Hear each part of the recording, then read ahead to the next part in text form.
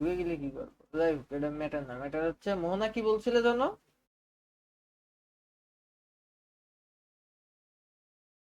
আচ্ছা গণিত করাবো, গণিত গণিত করাবো, তোমার গণিত নিয়ে টেনশন করতে হবে না, বাংলা সেকেন্ড পেপারটা শেষ করে নিয়ে আগে। দেন বাংলা সেকেন্ড পেপার অল্প কিছুক্ষণের মধ্যে শেষ হয়ে যাবে, আমরা দু একদিনের মানে গণিতের আমাদের মূল যে সমস্যাগুলো আছে ওইগুলো আইডেন্টিফাই করতে পারছি আমি। আমি খুব দ্রুতই নেক্সট ক্লাসে হয়তো বা গণিত শুরু করবো, মানে নেক্সট ক্লাসে তোমার কোন চ্যাপ্টার দিয়ে শুরু করলে ভালো হয় সেটা বলবা। আবার কি প্রথম থেকে শুরু করলে ভালো হয় কিনা সেটাও বলবা। তোমার কি আবার প্রথম থেকে শুরু করব?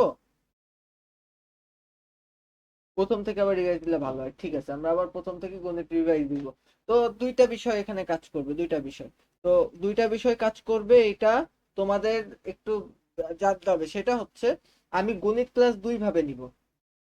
একটা ভাবে হলো প্রতিদিন তোমার নিশাতের আহ সেগমেন্ট থাকে, হচ্ছে তোমার নিশাতের দুইটা করে সেগমেন্ট থাকে সপ্তাহে, সেটা হলো একটা সায়েন্সের সাবজেক্টের আর একটা হলো জেনারেল সাবজেক্ট। তো এখন কথা হচ্ছে সায়েন্সের সাবজেক্টের যে সেগমেন্টে থাকে সেগমেন্টে ক্লাস বাড়ানো হবে। বাড়ানো হয়েছে কেমন? ওর যেদিন সায়েন্সের সাবজেক্টে ক্লাস থাকে সেই দিন ম্যাথ ক্লাসও হবে ওর সাথে সাথে। তাইলে কি হচ্ছে, তাইলে যেটা হবে সেটা হলো নিশাতের সিলেবাসের সাথে আমরা আগাচ্ছি, সায়েন্সের সাথে সাথে ম্যাথ পড়ে পড়ে আগাচ্ছি। আর এই দিকে আমরা জেনারেল যে সাবজেক্ট গুলো আছে সেখানে কি হবে, সেখানে হলো আমরা ম্যাথ আবার প্রথম থেকে শুরু করব। বুঝতে পারছো? তাইলে এখানে দুইটা সমস্যার সমাধান হবে। একটা সমস্যার সমাধান হলো নিশাতে যেহেতু ফাইনালের সিলেবাস টেনের সিলেবাস কমপ্লিট করতে হবে, সেহেতু নিশাতে টেনের সিলেবাসও একসাথে কমপ্লিট হবে। একই সাথে সাথে নিশাতের আগে যত গ্যাপ ছিল এবং মোহনার আগে যত গ্যাপ ছিল সেটাও পূরণ হবে। তার মানে আমরা একই সাথে প্যারালালি দুই ভাবে আগাবো, একটা হলো রিভাইজ ওয়াইজ আগাবো আর একটা হচ্ছে নতুন ভাবে শিখতে শিখতে আগাবো। এখন কথা হলো যে মোহনার যেহেতু তোমার আমি নিশাতে ওই যে যেই থিওরি ক্লাসে যেই জিনিসগুলো পড়াবো সেই জিনিসগুলো মোহনা সিলেবাসে অবশ্যই থাকবে না। মোহনা সিলেবাসে যেগুলো থাকবে না সেইগুলো আমি নিশাতে ওই সায়েন্সের ক্লাসের পরে করাই দেবো। আর যেইগুলা দুইজনের কমন সিলেবাসে আছে, মানে মোহনারও আছে নিশাতেরও আছে, সেইগুলা আমি এই যে নেক্সট ক্লাস থেকে শুরু করব। এই সম্পর্কে কি কারোর কোনো কনফিউশন আছে থাকলে বলো। তোমার তো আমি আগের দিন বলে দিছিলাম যে সায়েন্স এবং প্রতিদিন ম্যাথ এটা থাকবে, আমি বলছিলাম না?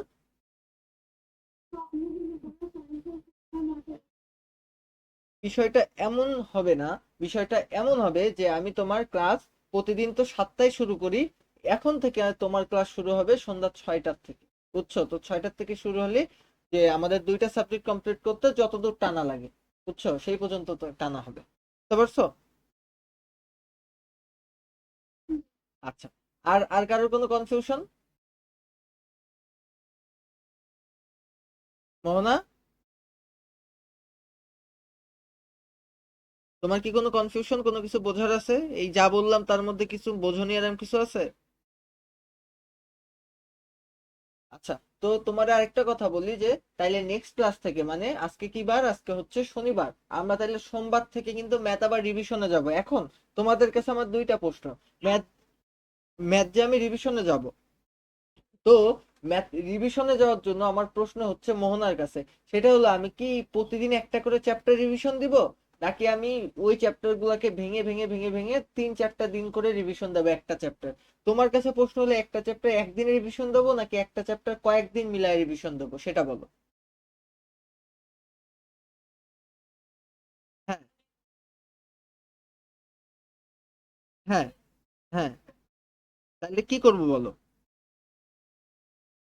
আচ্ছা আচ্ছা, তাহলে এক একটা চ্যাপ্টার এক এক দিনে রিভিশন দিলে হবে। তো নিশাতের কি মতামত বলো তো? আমি বলছি আমি কি একটা চ্যাপ্টার একদিনে রিভিশন দেবো নাকি একটা চ্যাপ্টার ভেঙে ভেঙে ভেঙে ভেঙে পড়াবো? আমি কিন্তু ওই চ্যাপ্টার গুলোর কথা বলছি যেগুলো আগে আমি পড়াই দিছি। তোমাকে যেগুলো পড়াইনি তার কথা কিন্তু আমি বলছি না, এটা কিন্তু আমি রিভিশন ফেজের কথা বলছি। ভেঙে ভেঙে পড়াইলে তো একটা একটা চ্যাপ্টারে আবার তোমার হচ্ছে 3-4 দিন করে টাইম লাগবে, তাই না? হ্যাঁ। একদিনে না, আমি একটা চ্যাপ্টার দুইজনের কথাই থাকবে, আমি যথেষ্ট ভাঙার চেষ্টা করবো, মানে একটা চ্যাপ্টার যতটুকু ভাঙা যায়, মানে তোমরা অধৈর্য হবে না আর কি, এতটুকু চেষ্টা করতে পারি। আর একটা চ্যাপ্টারে আমি বেশি টাইমও লাগাবো না, মানে আগে যেরকম একটা চ্যাপ্টার আমি 3-4 দিন করে নিছি, এখন তাও নিব না, একটা চ্যাপ্টার সর্বোচ্চ 2 দিন নিব, কিন্তু সবকিছু পড়াই দিব, কোনো কিছু বাকি থাকবে না। কিন্তু এবার রিভিশন ফেজ হবে হলো সিকিউ বেস, মানে আমি এখন আর অঙ্ক আনবো না, আমি এখন ডাইরেক্ট সিকিউ নিয়ে আসবো, বুঝছো? ডাইরেক্ট সৃজনশীল প্রশ্ন নিয়ে আসবো, এনে সৃজনশীল গুলো তোমাদেরকে বোঝানোর চেষ্টা করবো। ঠিক আছে এটা? নাকি তোমরা বলো? আচ্ছা, মোহনা বলো তো, আমি কি সৃজনশীল পড়াবো নাকি বইয়ের ম্যাথ গুলা পড়াবো, কোনটা পড়াইলে ভালো হয়?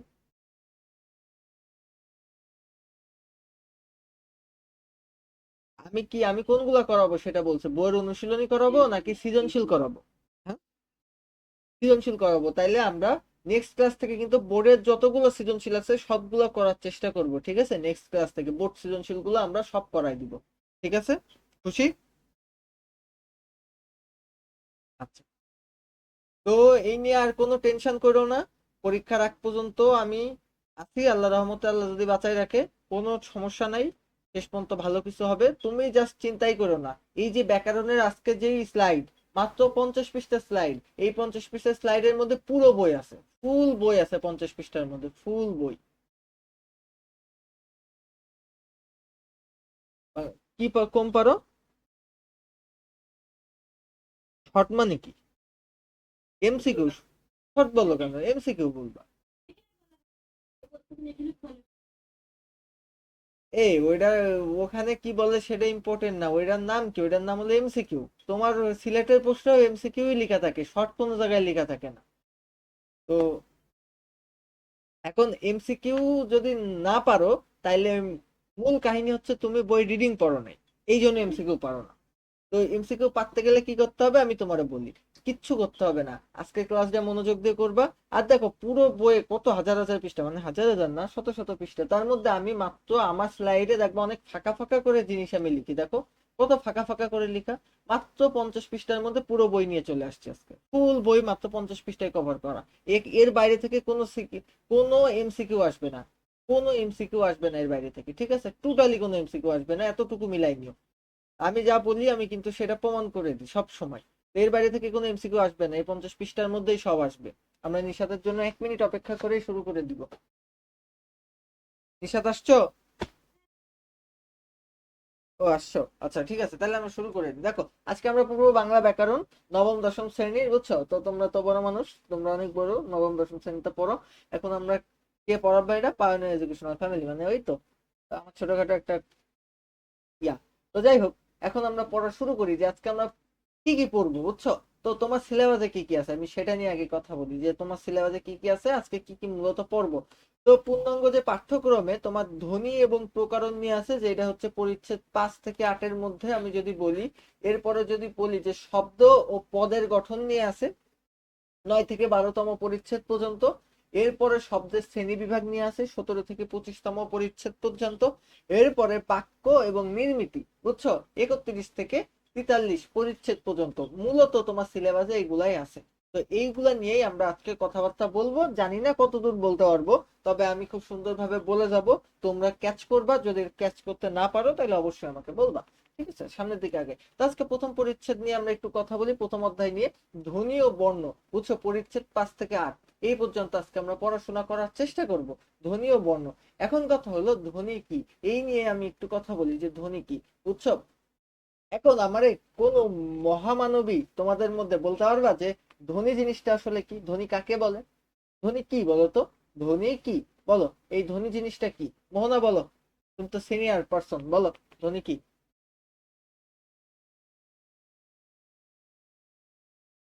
ধ্বনি কি? ভাষার ক্ষুদ্রতম একক? হ্যাঁ হ্যাঁ, খুব উত্তরটা হইলো খুব টেকনিক্যাল উত্তর, বুঝছো, আমি ভুল বলতে পারবো না, তবে অ্যাপ্রোপ্রিয়েট আমি বলতে পারছি না। আচ্ছা, উম, ইয়া, নিশাত বলো তো ধ্বনি কি?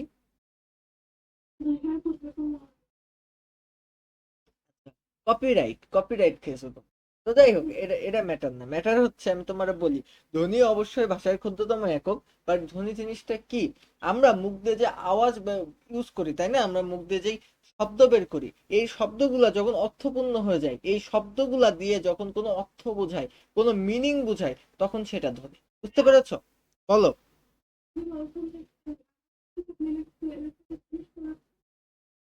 নাফিজারে আর একটুখানি বসাও।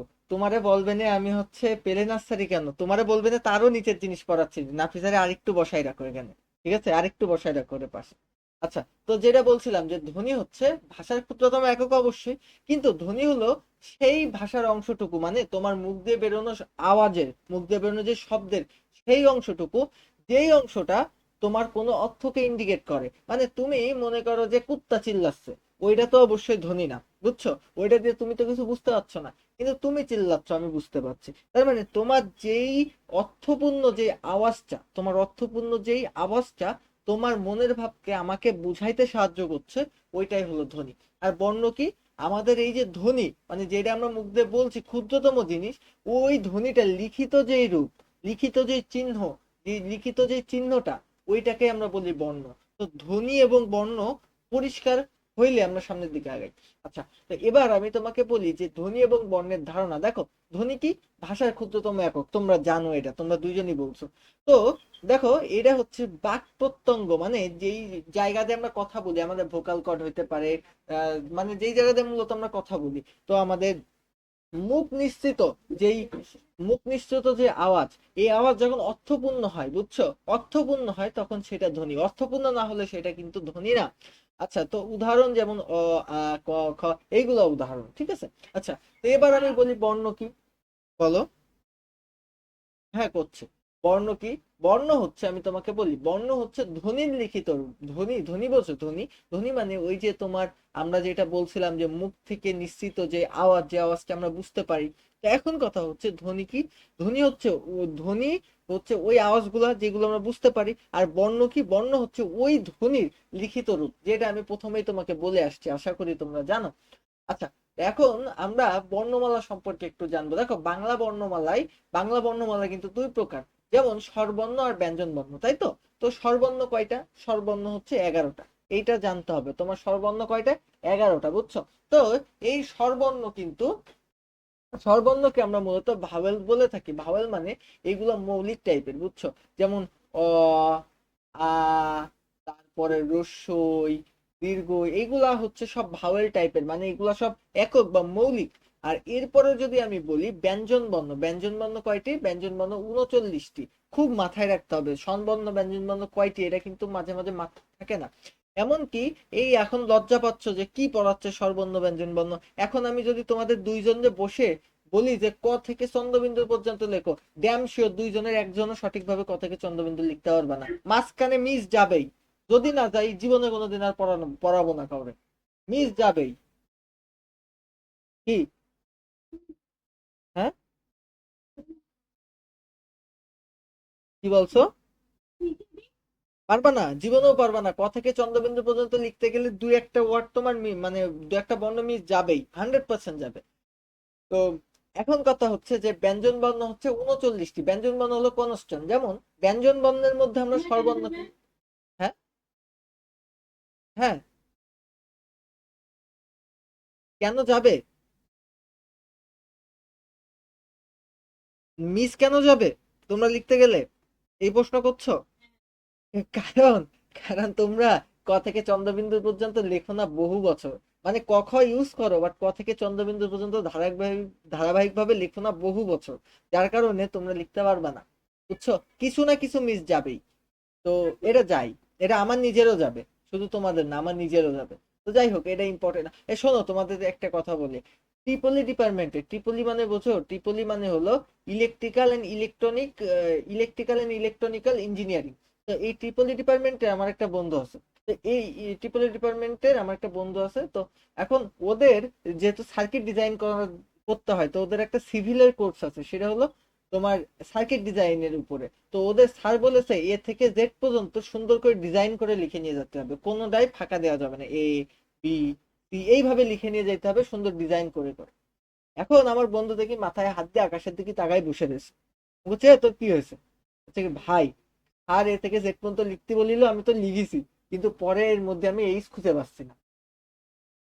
এখন এই এইচ ঢুকোতে খেলে তো সব মুছতে হবে, এরম অবস্থা, বুঝছো? তো যাই হোক, এটা ব্যাপার না। তো আমাদের মোট বর্ণ হচ্ছে আমাদের 50টা, তাই তো? মোট বর্ণ কত? বাংলা বর্ণ মোট 50টা। এখন এই যে ব্যঞ্জন বর্ণকে আমরা কনস্ট্যান্ট কেন বলি? আমরা যদি বলি ক, তো কর মধ্যে দেখো একটা অ ঢুকে বসে আছে, বুঝছো? কর মধ্যে দেখো একটা অ ঢুকে বসে আছে, তার মানে এই যে আমাদের স্বরবর্ণ, অর মধ্যে কিন্তু অন্য কেউ ঢুকে বসে নেই, অর মধ্যে কিন্তু অন্য কেউ ঢুকে বসে নেই, কিন্তু কর মধ্যে একটা অ ঢুকে বসে রয়েছে। এই জন্য আমরা স্বরবর্ণকে বলি ভাওয়েল আর ব্যঞ্জন বর্ণকে বলি কনস্ট্যান্ট। আচ্ছা, তো যাই হোক, কনসোনেন্ট। আচ্ছা, তো কনস্ট্যান্ট না কনসোনেন্ট। আচ্ছা, এরপরে যদি আমরা বলি যে স্বরধ্বনির শ্রেণী বিভাগ, বুঝছো? স্বরধ্বনির শ্রেণী বিভাগ আর উচ্চারণ কাল। তো স্বরধ্বনি কয় প্রকার? দেখো, আমরা যদি বলি যে স্বরধ্বনি 11টা, তাই না? 11টা কি? অ থেকে তোমার ও পর্যন্ত স্বরধ্বনি 11টা। তো এই যে আমার 11টা স্বরধ্বনি আবার দুই ভাগে বিভক্ত। একটা হচ্ছে হ্রস্ব স্বর আর একটা হলো দীর্ঘ স্বর। মানে কি? একটা হলো তোমার শর্ট ভাওয়েল আর একটা হলো লং ভাওয়েল। মানে কি? একটা উচ্চারণ করতে সময় কম লাগে আর একটা উচ্চারণ করতে সময় বেশি লাগে। তাইলে রস্বর কোনটা, হর্ষর কোনটা? মানে যেটা হচ্ছে তোমার সময় কম লাগে আর যেটা বেশি লাগে সেটা কি? দীর্ঘস্বর। এখন আমরা যদি বলি যে উচ্চারণে তোমার সময় কম লাগে কোনটা? রস্ব স্বর, তাই তো? তো এখন এই যে অ, বুঝছো? বা স্বরে অ, রস্যই, রস্যই, বা যদি বলি যে রস্যু, রস্যু, বা রি, এইগুলা সব তোমার রস্য স্বর, বুঝছো? বা সময় কম লাগে। আর দীর্ঘস্বর কোনগুলা? আ, রস, দীর্ঘ হই, দীর্ঘ, এ, ওই, ও এগুলো সব দীর্ঘস্বর। তো এগুলা কিন্তু এমসিকিউ এর জন্য খুব ইম্পর্টেন্ট। কোনটা রস্যস্বর কোনটা দীর্ঘস্বর এগুলা কিন্তু একটু মাথায় রাখতে হবে। রস্যস্বর কোনগুলা? অ, রস্যই, দীর্ঘ, অ, রস্যই, রস্যু, রি। আর দীর্ঘস্বর কোনগুলো? আ, দীর্ঘই, দীর্ঘ, এ, ওই, ও। বলো। তো এখন আমরা যদি বলি স্বরধ্বনির উচ্চারণের স্থান, দেখো স্বরধ্বনি কোন জায়গা থেকে উচ্চারণ হয় এটা একটু চিনে রাখতে হবে এবং জেনে রাখতে হবে। অ, দেখো অ উচ্চারণ হয় কণ্ঠ থেকে। দেখো অ, অ, অ বলো, দেখো গালের মুখের কোথাও তোমার বাজছে না। অ, আ, দেখো মুখের কোথাও কিন্তু বাজছে না। যেহেতু মুখের কোথাও বাজছে না, সেহেতু এর উচ্চারণের স্থান কি? কণ্ঠ। ডাইরেক্ট কণ্ঠ থেকে উচ্চারণ হয়। কিন্তু তুমি রস্যই উচ্চারণ করো, দেখো তোমার জিভ যে তালুতে বাড়ি খাচ্ছে। তালু মানে কি? ওই উপরের যেই তোমার অংশটুকু, মানে মুখের উপরের যে অংশটুকু, দেখবা যে ওখানে যে বাড়ি খাচ্ছে, রস্যই, রস্যই, রস্যই, দীর্ঘই, দীর্ঘই, দেখবা তালুতে যে বাড়ি খাচ্ছে। তার মানে তোমার এই যে রস্যই এবং দীর্ঘই, তার উচ্চারণের স্থান কোনটা? তালু। এটা মাথায় রাখতে হবে। এরপরে, এরপরে আমি যদি বলি রস্যু এবং দীর্ঘ, এটা কোন জায়গায়? ঠোঁট। দেখো রস্যু, দীর্ঘ, দেখো রস্যু, দীর্ঘ, দেখো এটা ঠোঁট দিয়ে উচ্চারণ হচ্ছে, তাই এদের উচ্চারণের স্থান হলো ওষ্ঠ বা ঠোঁট। এরপরে রি, রি, রি, দেখো মূর্ধান্য, মূর্ধান্য, এদের উচ্চারণের স্থান হচ্ছে মূর্ধা। রি, রি, দেখো টাকরা থেকে উচ্চারণ হচ্ছে রি। দেখো এই জন্য এরা মাঝামাঝি একটা জায়গা থেকে উচ্চারণ হচ্ছে, যার কারণে এদেরকে বলা হয় মূর্ধা। এরপরে আমরা যদি বলি এ, ওই, এ, ওই, কণ্ঠ এবং তালু একসাথে কম্বিনেশন করে উচ্চারণ করতে হয়। এ, ওই, এ, ওই, কণ্ঠ এবং তালু একসাথে। এরপরে ও, ও, কণ্ঠ এবং ঠোঁট, ও, ও, কণ্ঠ এবং ঠোঁট। এই জিনিসগুলা কিন্তু মাথায় রাখতে হবে। এই উচ্চারণ স্থানগুলা কিন্তু ভুললে চলবে না, মাথায় রাখতে হবে। আচ্ছা, যৌগিক স্বরধ্বনি নিয়ে যদি কথা বলি, তো স্বরধ্বনি কিন্তু যৌগিক হয় এবং মৌলিক হয়। তো মৌলিক স্বরধ্বনি কোনগুলা? তোমরা কিন্তু জানো মৌলিক স্বরধ্বনি কোনগুলা। মৌলিক স্বরধ্বনি হচ্ছে অ, তারপরে অ, এরপরে তোমার হচ্ছে আ, তারপরে হচ্ছে রস্যই, বুঝছো? এগুলো হচ্ছে সব মৌলিক স্বরধ্বনি। আর যৌগিক স্বরধ্বনি কোনটা? দেখো বাংলা বর্ণমালায় যৌগিক স্বরধ্বনি হচ্ছে দুইটা। বাংলা বর্ণমালায় যৌগিক স্বরধ্বনি কয়টা? দুইটা। একটা হচ্ছে ওই, ও এর মধ্যে আছে হচ্ছে ও আর রস্যই, যার কারণে আমরা ওইকে বলি হচ্ছে যৌগিক স্বরধ্বনি। আচ্ছা, আরো একটা যৌগিক স্বরধ্বনি আছে, সেটা হচ্ছে দেখো ও, ও এর মধ্যে কি আছে? ও আর রস্য, তার মানে ও একটা যৌগিক স্বরধ্বনি। তাহলে বাংলা বর্ণমালায় যৌগিক স্বরধ্বনি কয়টা? দুইটা। একটা হচ্ছে যৌগিক স্বরধ্বনি কয়টা? দুইটা। একটা হচ্ছে ওই আর একটা হচ্ছে ও, বুঝছো? এই ওই আর ও হচ্ছে আমাদের যৌগিক স্বরধ্বনি। আচ্ছা, তো বাংলা ভাষায় মোট যৌগিক স্বরধ্বনি হলো 25টা। এই জিনিসটা মাথায় রাখবা, বাংলা ভাষায় মোট যৌগিক স্বরধ্বনি 25টা, কিন্তু বর্ণমালায়, বুঝছো, বর্ণমালায় যৌগিক স্বরধ্বনি দুইটা। এটা কিন্তু মাথায় রাখতে হবে যে বাংলা ভাষায় যৌগিক স্বরধ্বনি 25টা, কিন্তু বাংলা বর্ণমালায় কয়টা? দুইটা। কারণ আর বাকি যেই 23টা আছে, এই 23টার কোনো বর্ণমালার রূপ নেই, বুঝছো? এই 23টা আমরা লিখতে পারি না। মানে বর্ণমালায় তার কোনো রূপ নেই। কিন্তু মূলত বাংলা ভাষার যদি বলে যে বাংলা ভাষায় মোট কয়টা যৌগিক স্বরধ্বনি আছে, তুমি অবশ্যই বলবা বাংলা ভাষায় মোট 25টা যৌগিক স্বরধ্বনি আছে। কিন্তু বাংলায় বর্ণমালায় কয়টা আছে, তখন তোমাকে বলতে হবে যে বাংলা বর্ণমালায় আছে 2টা। বুঝতে পেরেছো? এটা কিন্তু অবশ্যই একটু মাথায় রাখবা, এটা একটু কনফিউজিং প্রশ্ন। এবার যদি বলি আমি ব্যঞ্জন ধ্বনি ও বর্গ। আচ্ছা, তোমরা কি বর্গ বোঝো? বর্গ অবশ্যই বোঝো। আমরা স্পর্শ বর্ণ নিয়ে যদি একটু কথা বলি, তাহলে ক থেকে ম পর্যন্ত 25টা বর্ণ আছে। ক থেকে ম পর্যন্ত এই যে 25টা বর্ণ, এই 25টা বর্ণকে আমরা বলতে পারি স্পর্শ বর্ণ। বুঝছো? কোন থেকে? ক থেকে ম পর্যন্ত যে বর্ণগুলো আছে এই বর্ণগুলাকে আমরা বলি স্পর্শ বর্ণ। বুঝছো? এবং এই যে ক থেকে ম পর্যন্ত যে 25টা বর্ণ, এই বর্ণকে পাঁচটা পাঁচটা করে ভাগ করা হয়। যেমন এই যে ক বর্গ, দেখো ক থেকে উম পর্যন্ত 5টা। বুঝছো? চ থেকে উম, চ থেকে ইং পর্যন্ত 5টা। তো এইভাবে আমাদের ম পর্যন্ত 25টা আছে, তো 25টাকে 5টা বর্গ করা হয়, 5টা বর্গ। বুঝছো? তো এই 5টা বর্গের প্রথমে যে অক্ষরটা আছে, প্রথমে যে বর্ণটা আছে, ওই বর্ণের নাম অনুযায়ী ওই বর্গের নাম হয়। যেমন এখানে ক আছে, তাই এই বর্গের নাম ক বর্ণ। এখানে চ আছে, তাই এই বর্গের নাম চ বর্ণ। এইরকম ভাবে তোমার মোট বর্ণ আছে হচ্ছে, এরকম ভাবে তোমার মোট বর্গ আছে কয়টা? 5টা। এই বর্গগুলাতে মোট বর্ণ আছে কয়টা? 25টা। বুঝছো? তাহলে স্পর্শ বর্ণ কয়টা? ক থেকে ম পর্যন্ত। ক থেকে ম পর্যন্ত এই যে 25টা বর্ণ, ক থেকে ম পর্যন্ত যে 25টা বর্ণ, এই 25টা বর্ণকে আমরা বলতে পারি যে বর্গীয় বর্ণ বা স্পর্শ বর্ণ। বুঝছো? ক থেকে ম পর্যন্ত যে বর্ণগুলো, এই বর্ণগুলোকে স্পর্শ বর্ণ বলা হয়। এবং ক থেকে ম পর্যন্ত প্রত্যেক এই 25টা বর্ণকে পাঁচটা পাঁচটা করে নিয়ে বর্গ বানানো হয়েছে। এই বর্গের নাম তোমার, এই যে বর্গের যে প্রথম সদস্য তার নাম অনুযায়ী নামকরণ করা হয়। বুঝছো? তো ক বর্গ, ক বর্গের উচ্চারণের স্থান হলো কণ্ঠ। এরা কিন্তু খুব ইম্পর্টেন্ট। ক বর্গের উচ্চারণের স্থান কোনটা? কণ্ঠ। তাইলে কেউ যদি বলে তোমার ক কোন জায়গা থেকে উচ্চারণ হয়? কণ্ঠ। খ কোন জায়গা থেকে উচ্চারণ হয়? কণ্ঠ। গ কোন জায়গা থেকে উচ্চারণ হয়? কণ্ঠ। ঘ কোন জায়গা থেকে উচ্চারণ হয়? কণ্ঠ। উঙ্গ কোন জায়গা থেকে উচ্চারণ হয়? কণ্ঠ। তো এই যে এই ব্যাপারটা মাথায় রাখতে হবে। আর চ বর্গীয় বর্ণ, দেখো তালব্য, চ বর্গীয় বর্ণ উচ্চারণ হয় কোন জায়গা থেকে? তালব্য থেকে। বুঝছো? যেমন চ, ছ, বর্গের জ, ঝ, ইঙে, দেখো সব তালব্য থেকে উচ্চারণ হচ্ছে। এরপরে আমরা যদি বলি ট বর্গ, তো ট বর্গ হচ্ছে মূর্ধা থেকে উচ্চারণ হচ্ছে। যেমন আমরা বলি ট, ঠ, ড, ঢ, মূর্ধন্য। তো এইগুলা সব মূর্ধা থেকে উচ্চারণ হচ্ছে। এটা কিন্তু অনেক অনেক বেশি ইম্পর্টেন্ট একটা বিষয়। এই যে কোন বর্গ কোন জায়গা থেকে উচ্চারণ হচ্ছে, এটা কিন্তু অবশ্যই জানতে হবে। এবার যদি বলি এই যে ত বর্গ, ত বর্গ কোন পর্যন্ত? ত থেকে দন্তান্ন পর্যন্ত। এই ত বর্গ কিন্তু দন্ত বর্ণ বলা হয়। ত বর্গকে বলা হয় দন্ত বর্ণ। যেমন দাঁতের সাহায্যে উচ্চারণ হয়। যেমন দেখো তা, ত, ত, দেখো দাঁতে তোমার টাচ করতে হচ্ছে। ত, থ, দ, ধ, দন্তান্ন, দেখো সব দাঁতে টাচ করতে হচ্ছে। তার মানে এইগুলা দাঁতের সাহায্যে উচ্চারণ হয়। তাই আমরা এগুলাকে বলতে পারি যে দন্ত বর্ণ বা এটা ত বর্গীয় বর্ণ। এবার যদি আমি প বর্গীয় বর্ণতে আসি, তাইলে এইগুলো সব তোমার ঠোঁটের মাধ্যমে উচ্চারণ হয়। যেমন প, ফ, ব, ভ, ম। দেখো এগুলো উচ্চারণ করতে গেলে তোমার দুইটা ঠোঁট একসাথে লাগাইতেই হবে, না উচ্চারণ হবে না। তুমি গাল হা করে প উচ্চারণ করতে পারবা না। তো এই জন্য এই প বর্গীয় বর্ণকে বলা হয় ওষ্ঠবর্ণ। তার মানে এইগুলা সব ঠোঁটের মাধ্যমে উচ্চারিত হয়। বুঝছো? খুবই সুন্দর, খুবই সুন্দর। এবার যদি বলি ঘোষ এবং অঘোষ, দেখো ঘোষ এবং অঘোষ এটা কাকে বলে জানা কোনো দরকারই নাই তোমার এখন। কিন্তু ঘোষ, অঘোষ, অল্প প্রাণ, মহাপ্রাণ, এই বর্ণগুলা এমসিকিউতে অবশ্যই আসে। বুঝছো? তো আমরা একটু শর্টে জেনে নিই যে আমাদের ক থেকে চ পর্যন্ত যে বর্ণগুলো আছে, ক থেকে চ পর্যন্ত মানে প্রথম বর্গ। বুঝছো? বা ক বর্গীয় যে বর্ণগুলো আছে। বুঝছো? তো ক বর্গীয় যে বর্ণগুলো আছে, তো তো প্রথম যে বর্ণগুলো আছে এই যে ক, চ, ত, ত, প। বুঝছো? আমরা এই যে ক, চ, ট, ত, প যেটা পাইছি না, এখন এটা কি তোমাকে যদি বলি, আমরা যদি এভাবে লিখি ক, খ, গ, ঘ, উ, চ, ছ, জ, হ, ইঙে। এরপর আমরা যদি বলি ট, খ, গ, ঘ, মূর্ধন্য।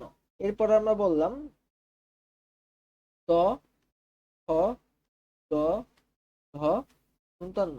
এরপর আমরা বলছি ক, খ, গ, ঘ, দেখো, এবার আমি তোমাদেরকে নর্মালি বলি কোনটা কি। এই যে, বলো।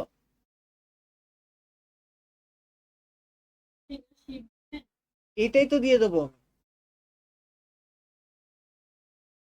যেটা পড়াচ্ছি না তোমাকে, যেটা পড়াচ্ছি না এটা তোমাকে দিয়ে দেবো তো এখনই। বুঝছো, একটু মনে করে দিও, আমার আইসিটি শিট গুলা দিতে মনে নেই, নিশাত আমার অনেক খুঁচাইছে আজকে। তো তুমি আমার একবারও খুঁচাওনি। তো তোমার এই যে না খুঁচাইলে কিন্তু আমার মনে হয় যে তার পড়াশোনা করার ইচ্ছা নেই। যেটা মাঝে মাঝে মনে হয় কি ওই ইন্টারের ছেলেপিলে গুলো থাপ্পড়ায় বাদ দিয়ে দিই সব কয়টারে।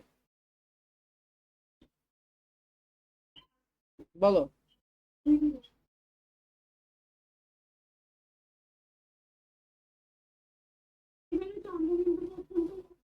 চন্দ্রবিন্দু পর্যন্ত কেন নেবো? আমি তো স্পর্শ বর্ণ নিয়ে কথা বলছি। স্পর্শ বর্ণ কোন পর্যন্ত?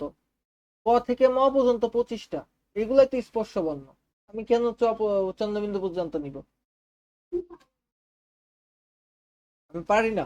আরে ঠিক আছে, আমি পারি না। তো সবকিছু কি পারতে হবে একটা মানুষের? হ্যাঁ, এটা কি ইম্পর্টেন্ট নাকি সবকিছু পারা?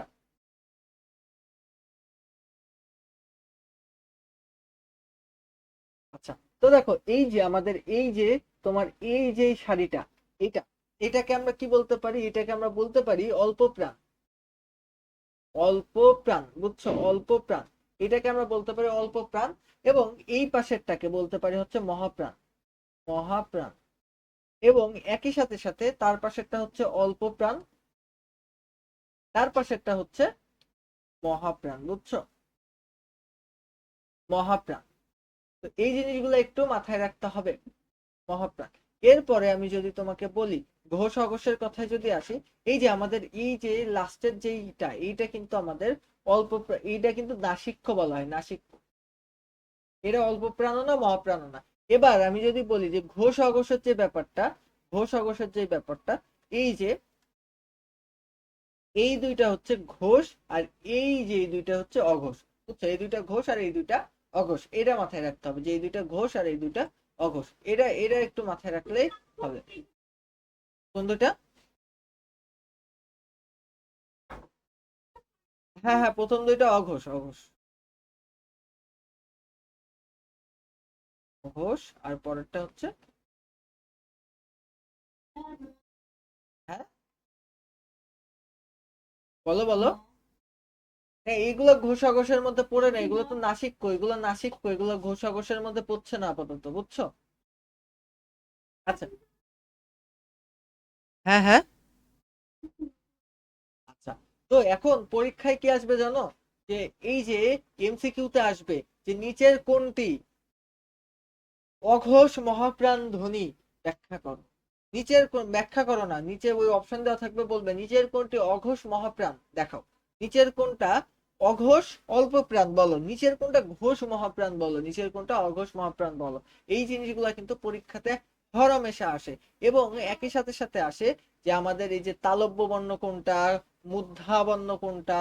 এরপরে আমাদের আসে হচ্ছে তোমার তালব্য, মূর্ধান্য, এরপরে কণ্ঠবর্ণ কোনটা, এরপরে দন্তবর্ণ কোনটা, ওষ্ঠবর্ণ কোনটা, এটা পরীক্ষাতে আসে। তো এটা আমি খুব সহজে একভাবে বের করতে পারি। যেমন কি, দেখো, তোমরা ডাইরেক্ট মুখস্থ করবা কণ্ঠ তালব্য মূর্ধা। কিভাবে মুখস্থ করবা? কণ্ঠ তালব্য মূর্ধা। এরপরে বলবা দন্ত ওষ্ঠ, দন্ত ওষ্ঠ। ব্যাস, হয়ে গেছে। কিভাবে কিভাবে হয়ে গেছে আমি তোমাকে বলি। দেখো, আমি তোমাকে বলি কিভাবে হয়ে গেছে। দেখো, এই জায়গায় লেখো কণ্ঠ, এই জায়গায় লেখো তালব্য, এই জায়গায় লেখো মূর্ধা, এই জায়গায় লেখো হচ্ছে ওষ্ঠ। সরি, দন্ত। তারপরে নিচেরটা হচ্ছে ওষ্ঠ। এটা লিখবা হচ্ছে দন্ত, তাই তো? দন্ত, দন্ত। আর এটা হচ্ছে ওষ্ঠ। তো এখন এই যে তোমাকে আমি বললাম, এই যে তোমাকে আমি বললাম কি কি, এই যে আমাদের কণ্ঠ, তালব্য, মূর্ধা, দন্ত, ওষ্ঠ। তো আমি এই যে তোমাকে যেই পাঁচটার কথা বললাম, পাঁচটা তোমার, পাঁচটা উচ্চারণের স্থান যে আমি বললাম, এখন বিষয়টা কি হলো বলো তো? এখন মূল কাহিনীটা কি হলো? তুমি একটা কাজ করতে পারবা, সেটা হচ্ছে এইটা পরীক্ষার হলে যে আগেই আঁকাই নিবা। পরীক্ষার হলে যে আগে এই জিনিসটা এইভাবে যেভাবে আমি আঁকাইছি, সেভাবে তুমি পরীক্ষার খাতায় কোথাও না কোথাও এটা আঁকাই নিবা। তো এটা আঁকাই নেওয়ার পরবর্তীতে তোমার কিন্তু খুব সহজ হয়ে গেল। তোমাকে যখনই বলবে কোনটা কি, তুমি খুব সহজে বলে দিতে পারবা। তোমাকে কেউ যদি বলে গ কি বর্ণ, তুমি বলবা যে কণ্ঠ।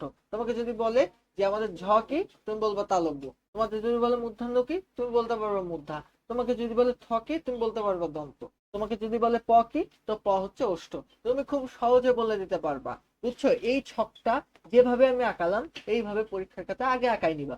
যদি আগে আঁকাই নিতে পারো, তাইলে কিন্তু তোমার এমসিকিউ অ্যান্সার করতে ভাবতে হবে না। আর যদি আঁকাই না নাও, তাইলে কিন্তু এমসিকিউ অ্যান্সার করার জন্য তোমাকে ভাবতে হবে। বুঝছো? তো হ্যাঁ, বলো। এগুলা কেন? ইয়ে ইয়ে বলছে নাকি? আচ্ছা, এখন উচ্চারণের স্থান নিয়ে যদি আমি কথা বলি, এমআই চার্জ খুলে দে, চার্জ তো খুলে দে।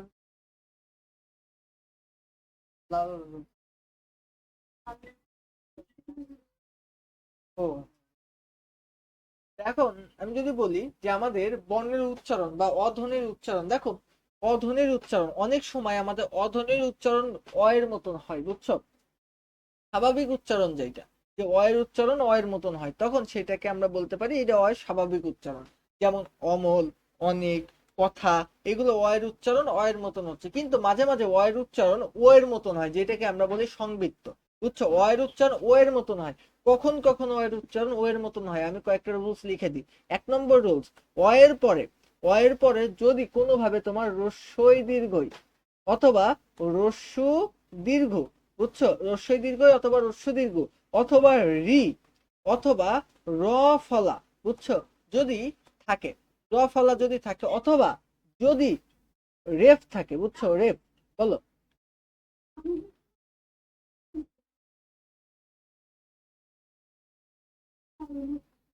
কি।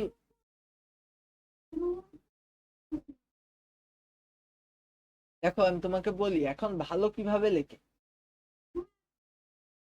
বায়াকার লওকার কি ভালো এখন লেখে? এখন বায়াকার ল লেখে না বেশিরভাগ সময়। আচ্ছা, ঠিক আছে, আমি আমি সবই ব্যাখ্যা করছি তোমাকে, তুমি চিন্তা করো না। তো এখন তুমি দেখো, আমি তোমাকে নর্মালি কি কি বললাম, যে অ এর পরে যে রস্যই দীর্ঘই, রস্য দীর্ঘ রি, রফলা অথবা যদি রেফ থাকে, অ এর পরে কি কি থাকতে হবে? রস্যই দীর্ঘই, রস্য দীর্ঘ, রি অথবা রফলা অথবা রেফ। এই জিনিসগুলো যদি থাকে, তাহলে অ এর উচ্চারণ ও এর মতন হবে। যদি এই জিনিসগুলো থাকে, তাহলে অ এর উচ্চারণ কার মতন হবে? ও এর মতন হবে। এটা এটা এটা অনেক অনেক অনেক বেশি ইম্পর্টেন্ট একটা বিষয়। যদি ও এর পরে রস্যই দীর্ঘই রি, রফলা অথবা রেফ যদি থাকে, তাহলে ও এর উচ্চারণ কিসের মতন হবে? ও এর উচ্চারণ ও এর মতন হবে। এটা অনেক অনেক বেশি ইম্পর্টেন্ট একটা রুলস, এবং এই জিনিসটা মাথায় রাখতে হবে যে ও এর উচ্চারণ ও এর মতন হওয়াকে আমরা বলি সংবৃত্ত উচ্চারণ। ও এর উচ্চারণ ও এর মতন হওয়াকে আমরা বলি কি? সংবৃত্ত উচ্চারণ। যেমন দেখো, অতি, অতিকে বলি আমরা অতি। এই দেখো, এখানে যদি আমরা এইটা কেটে দিই, তাইলে আমরা বলি ভালো। তো যাই হোক, উদাহরণ তোমার খুব বেশি যে গুরুত্ব রাখছে তা না, কিন্তু রুলসটা বুঝতে হবে তোমাকে। আচ্ছা, এবার যদি সামনের দিকে আগাই, আমাদের বর্ণের উচ্চারণ কি? এ ধ্বনি, দেখো, এ ধ্বনির স্বাভাবিক উচ্চারণ, এ ধ্বনির স্বাভাবিক উচ্চারণকে বলা হয় সংবৃত্ত। এটা কিন্তু ভুলাই, এটা আমারও ভুলাই। সেটা হচ্ছে আমাদের এই যে ও ধ্বনির বা অধ্বনির, বুঝছো, অধ্বনির, অধ্বনি, অধ্বনির অসাধারণ উচ্চারণ হলো সংবৃত্ত, আর এ ধ্বনির সাধারণ উচ্চারণই হলো সংবৃত্ত। বুঝছো? এ ধ্বনির সাধারণ উচ্চারণ বা স্বাভাবিক উচ্চারণ, এইটাই হচ্ছে সংবৃত্ত। তো এই যে আমাদের এ ধ্বনির যে স্বাভাবিক উচ্চারণ, মোহনা কিছু বলছো? আচ্ছা, তো এ ধ্বনির স্বাভাবিক যে উচ্চারণ, সেটা নিয়ে যদি আমি বলি, তাইলে তোমার হচ্ছে দেখো, একটি, দেশ, মেঘ, এগুলা কিন্তু তোমার নর্মালি স্বাভাবিক উচ্চারণ, এগুলো নর্মালি সংবৃত্ত। আর বিবৃত, বিবৃত কোনগুলো? বিবৃত হচ্ছে, আমি যদি তোমার বলি যে সংবৃত্ত আর বিবৃত, বিবৃত হলো এর উচ্চারণ যদি ইয়া এর মতন উচ্চারণ হয়, এর উচ্চারণ যদি ইয়া এর মতন উচ্চারণ হয়, তাইলে আমরা বলতে পারি যে এটা, এটা কি বলতো, এটা হচ্ছে সংবৃত্ত। বুঝছো? তো এখন আমাদের কথা হচ্ছে যে এর উচ্চারণ এর মতন কিভাবে উচ্চারণ হবে বা কখন উচ্চারণ হবে, এর একটু তোমার মাথায় রাখতে হবে। তো আমি একটা ছন্দ দিয়ে মনে রাখি, আমি ছন্দটা তোমাদের লিখে দিই, যে মেয়েরা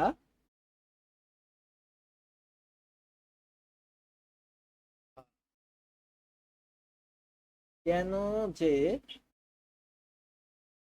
তেলাপোকা দেখে এত ভয় পাই? না, আমি তেলাপোকা দেখে কেন ভয় পাবো? তো কি বিশ্বাস হয় না?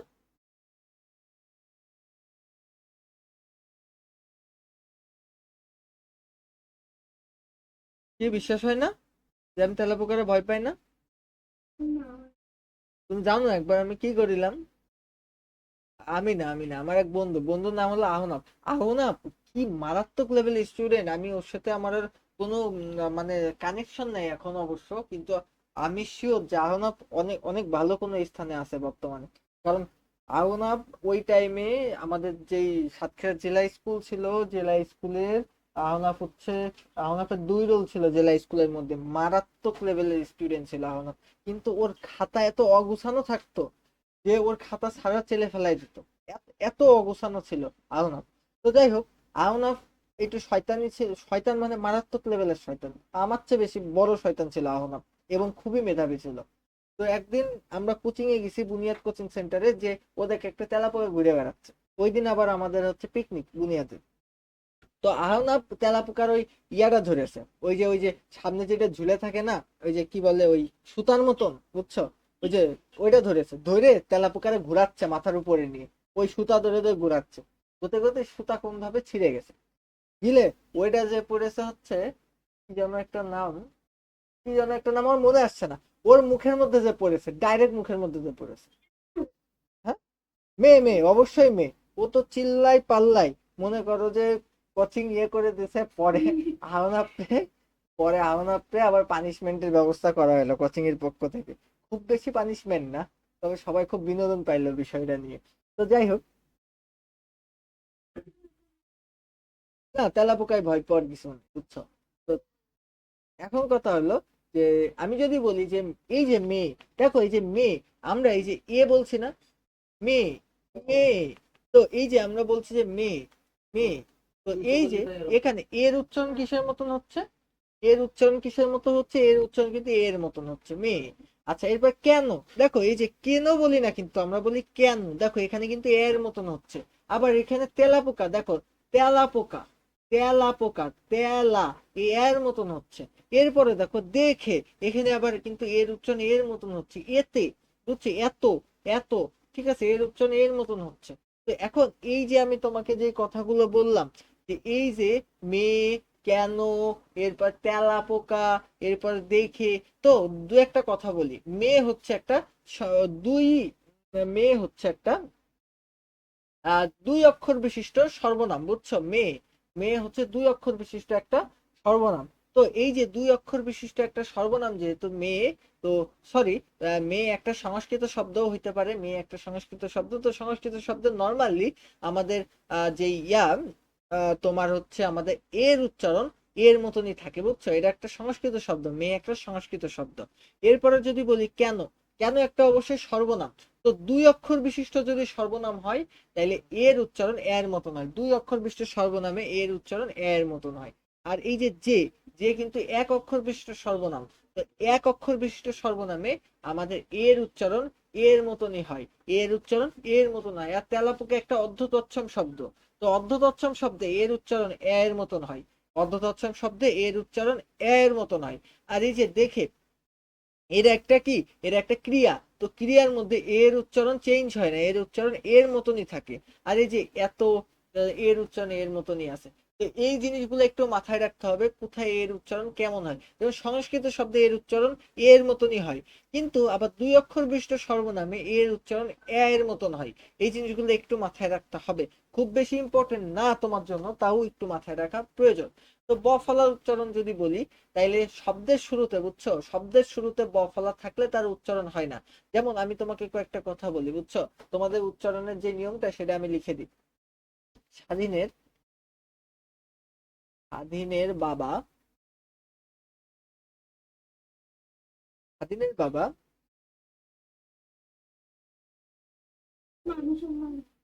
হ্যাঁ স্বাধীন একটা মানুষের নাম।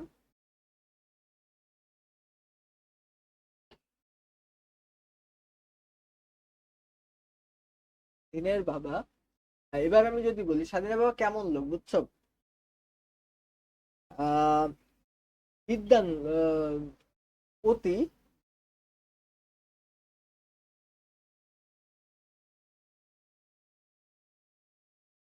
বিদ্যান লোক,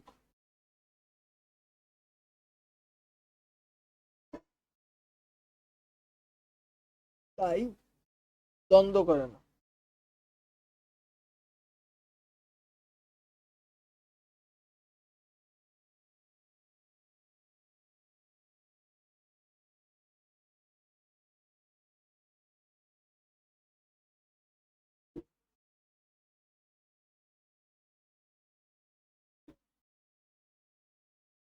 দেখো, তো এখানে দেখো আমরা স্বাধীন লিখলাম। দেখো এই যে আমরা স্বাধীন লিখছি, এখানে ভালো করে তুমি দেখো, এই স্বাধীনের কিন্তু ব আমরা উচ্চারণে আনছি না। এই স্বাধীনের ব কিন্তু আমরা উচ্চারণে আনছি না। তো এখান থেকে আমরা বলতে পারি এই যে আমরা ব যে উচ্চারণে আনছি না, তো আমরা কি বলতে পারি? আমরা বলতে পারি যে আমাদের শব্দের শুরুতে ব ফলা উচ্চারিত হয় না। আচ্ছা, তা আব্বা, আব্বা, তো দেখো এই যে ব এর সাথে ব, ব প্লাস ব উচ্চারণ হবে, ব প্লাস ব কি উচ্চারণ হবে। এরপরে দেখো বিদ্যান, দেখো এখানে কিন্তু আমরা ব লিখেছি, বয়সে দয় বয়াকার দন্তান্ন, তাইলে এই যে বয়রস্যি দয় বয়াকার দন্তান্ন বিদ্যান, কিন্তু এখানে কিন্তু আমরা দয় দ উচ্চারণ করছি। তাইলে যদি দয়ের সাথে যদি ব থাকে, দয়ের সাথে যদি ব থাকে বা ব্যঞ্জন ধ্বনির সাথে যদি ব থাকে, বুঝছো, যদি ব্যঞ্জন ধ্বনির সাথে ব থাকে, ব ফলা থাকে, তাইলে ওই ধ্বনিটা দ্বিত্ব ভাবে উচ্চারণ হয়, ওই ধ্বনিটা ডবল উচ্চারণ হয়। যেমন এই যে ব আছে বলে আমরা বিদ্যান দে, আমরা এই যে বিদ্যান দে বিদ্যান বলছি, তো এই বকে আমরা বাদ দিয়ে আমরা দকে দুইবার উচ্চারণ করছি, কারণ কি ব্যঞ্জন ধ্বনির সাথে এটা আছে তাই। আচ্ছা, এরপরে আমরা যদি বলি যে এই যে আমাদের এই জায়গায় দেখো, এই যে ছাগলের 3 নম্বর বাচ্চা, এখানে দেখো দন্তান নয় দ, তারপরে একটা ব আছে, তার মানে ব্যঞ্জন বর্ণের সাথে যদি ব ফলা থাকে, ব্যঞ্জন বর্ণের সাথে যদি ব ফলা থাকে, তাহলে জীবনে জীবনে কোনোদিন ওই ব ফলাটা উচ্চারিত হয় না। ব্যঞ্জন বর্ণের সাথে ব ফলা থাকলে ব ফলা উচ্চারণ হয় না। কি বলছো? এটা দেওয়ার কিছু কারণ আছে, এটা বাংলা ব্যাকরণবিদ যারা তারা আরো ভালো বুঝতে পারবে। তুমি ইঞ্জিনিয়ারের কাছে যদি এসব প্রশ্ন করো তাহলে একটু উত্তর কম পাবা, এটা সত্য কথা। তো এখন কথা হলো যে শব্দের শুরুতে, বুঝছো, তো শব্দের শুরুতে এগুলো তো বুঝাই আসলাম। শব্দের শেষে যদি ব্যঞ্জন বর্ণ থাকে তাহলে দুইবার উচ্চারণ হয়, ব্যতিক্রম, তো ব্যতিক্রমটা খুব একটা দরকার নাই, বাট একটু পড়ে নিও, আর কিছু না। তো ম ফলার উচ্চারণ যদি বলি, দেখো আমরা একটা সুন্দর একটা বাক্য দিয়ে বুঝি, বুঝছো। তো স্মৃতিরাম্য, স্মৃতি, স্মৃতির আম্মু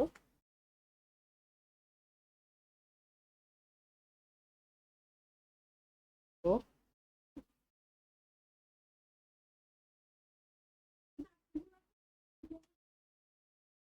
যেন লক্ষ্মী।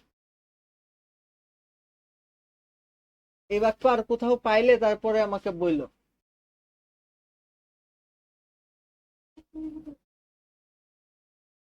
ও তো বাগ্মিতাই, বাগ্মিতাই। আচ্ছা, তো আমি কি লিখলাম? স্মৃতির আম্মু মহত্ব বাগ্মিতাই যেন লক্ষ্মী। এখন দেখো এটা ম ধ্বনির উচ্চারণের নিয়ম কিভাবে মনে রাখবো এগুলা থেকে। দেখো ভালো করে দেখো, এই যে এখানে স্মৃতি, এখানে কিন্তু আমরা স্মৃতি বলছি, আমরা কিন্তু স্মৃতি বলছি না। এখানে একটা ম আছে, বাট এই ম কিন্তু আমরা উচ্চারণ করছি না। তাইলে রুলস নাম্বার ওয়ান, যদি শব্দের শুরুতে ম থাকে তাইলে ম ফলা উচ্চারণ হয় না। শব্দের শুরুতে ম থাকলে ম ফলা উচ্চারণ হয় না। আর এই যে আম্মু, দেখো ম প্লাস ম আছে, উচ্চারণ হচ্ছে, বুঝছো, ম প্লাস ম থাকলে উচ্চারণ হয়। দেখো মহত্বে, দেখো এখানে একটা ম আছে, বাট মরে গুরুত্ব না দিয়ে ত দুইবার উচ্চারণ হচ্ছে। দেখো মহত্ব, মহত্ব ত দুইবার উচ্চারণ হচ্ছে, বাট একটা ম আছে, তার মানে কি ত প্লাস ম যদি থাকে তাইলে ওই তটা দুইবার উচ্চারণ হচ্ছে। তার মানে আমরা যদি ব্যঞ্জন ধ্বনির সাথে ম ফলা থাকে, তাইলে ওই ব্যঞ্জন ধ্বনিটা ডবল উচ্চারণ হয়, আর ওই ম ফলাটা উচ্চারণ তখন আর হয় না, বুঝছো। এরপরে বাগ্মিতাই, দেখো এই যে গ প্লাস ম, বুঝছো, এই যে গ প্লাস ম, এই যে গ প্লাস ম যদি থাকে তাহলে গ প্লাস ম কিন্তু উচ্চারণ হয়। গ প্লাস ম থাকলে গ প্লাস ম উচ্চারণ হয়। বলো এরপরে। হ্যাঁ, তো কল আসছে, আমি আমি আমি কি, হ্যাঁ, কি হয়েছে? মোহনা, কি হয়েছে?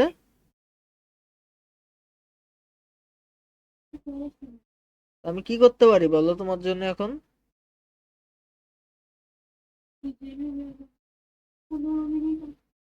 আচ্ছা, তুমি রিজয়েন হও, সমস্যা কি? সমস্যা নেই তো।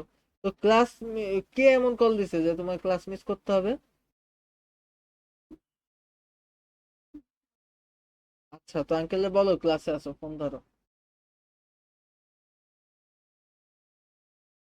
আচ্ছা, তো দেখো এইদিকে, দেখো এই যে লক্ষ্মী, লক্ষ্মী যদি আমি বলি, এই যে লক্ষ্মী, বলো। তো 15 মিনিট আছে তো কি হয়েছে? দেখো এই যে লক্ষ্মী, এই লক্ষ্মীর কথা যে আমি বললাম, দেখো এই যে ক্ষিয়ই খ, তারপর একটা ম আছে, ক্ষিয় আর ম। তো এই যে ক্ষিয় আর ম যে আছে, মটা উচ্চারণ হচ্ছে না, তার মানে ছাগলের 3 নম্বর বাচ্চা উচ্চারণ হয় না।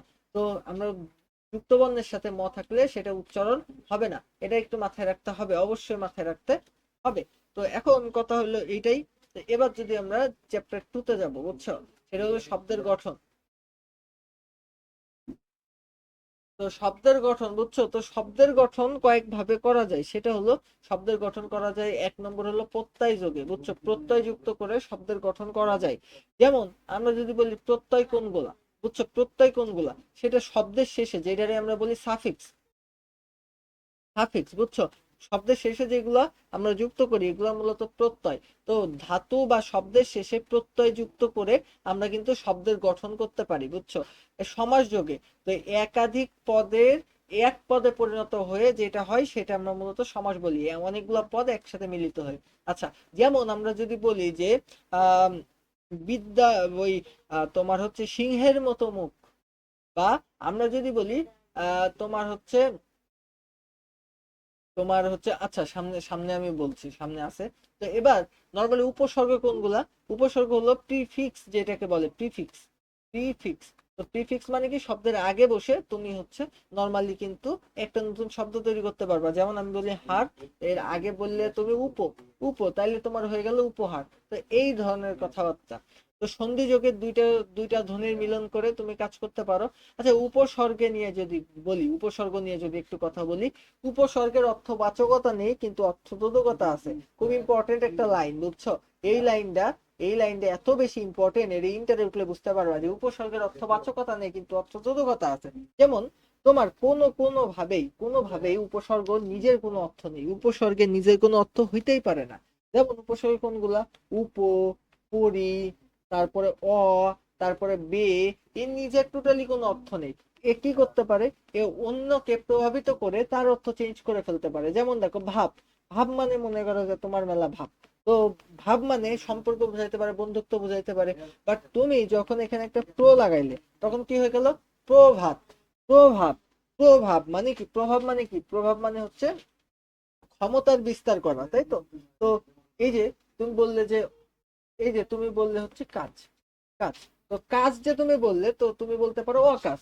তো অকাজ মানে কি? যে একদম ফালতু একটা জিনিস। তো বেকার, তো বেকারের আগে একটা তুমি কি করলে? তুমি কার, এই কার, তার আগে একটা বে লাগাই দিলে, ব্যাস হয়ে গেল। তো এই যে ব্যাপার স্যাপার গুলো, এগুলো একটু মাথায় রাখতে হবে। তো এখন তোমার যেটা খুবই খুবই ইম্পর্টেন্ট জিনিস, যে খাঁটি বাংলা উপসর্গ হচ্ছে 21টা। 21টা খাঁটি ভাবে মুখস্থ রাখতে হবে। খাঁটি বাংলার উপসর্গ যে 21টা, এই 21টা খুব মারাত্মক ভাবে মুখস্থ করে রাখতে হবে, যে খাঁটি বাংলার উপসর্গ কয়টা এবং কি কি। একদম মুখস্থ, আমি কোনো এক্সকিউজ শুনতে চাই না যে আমার খাঁটি বাংলা উপসর্গ মুখস্থ নেই। অবশ্যই মুখস্থ রাখতে হবে। কি কি? এই যে অ, অনা, ইতি, আ, আর, উন, অঘা, আন, কদ, এইগুলা একেবারে ঠন ঠনে মুখস্থ হইতে হবে।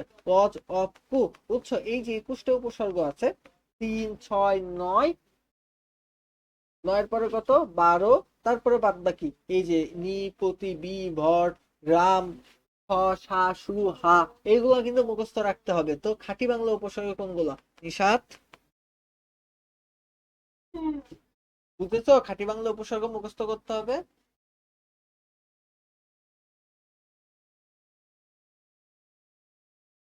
আচ্ছা, এরপরে আসো বিদেশি উপসর্গ। একদম একদম আমি যেগুলা বলছি, এগুলা এগুলা কিন্তু খুবই মারাত্মক ইম্পর্টেন্ট জিনিস।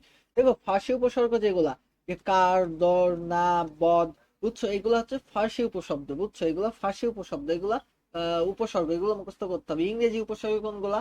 ফুল, হাফ, হেড, সাব, এগুলা, এরপরে যদি আমি বলি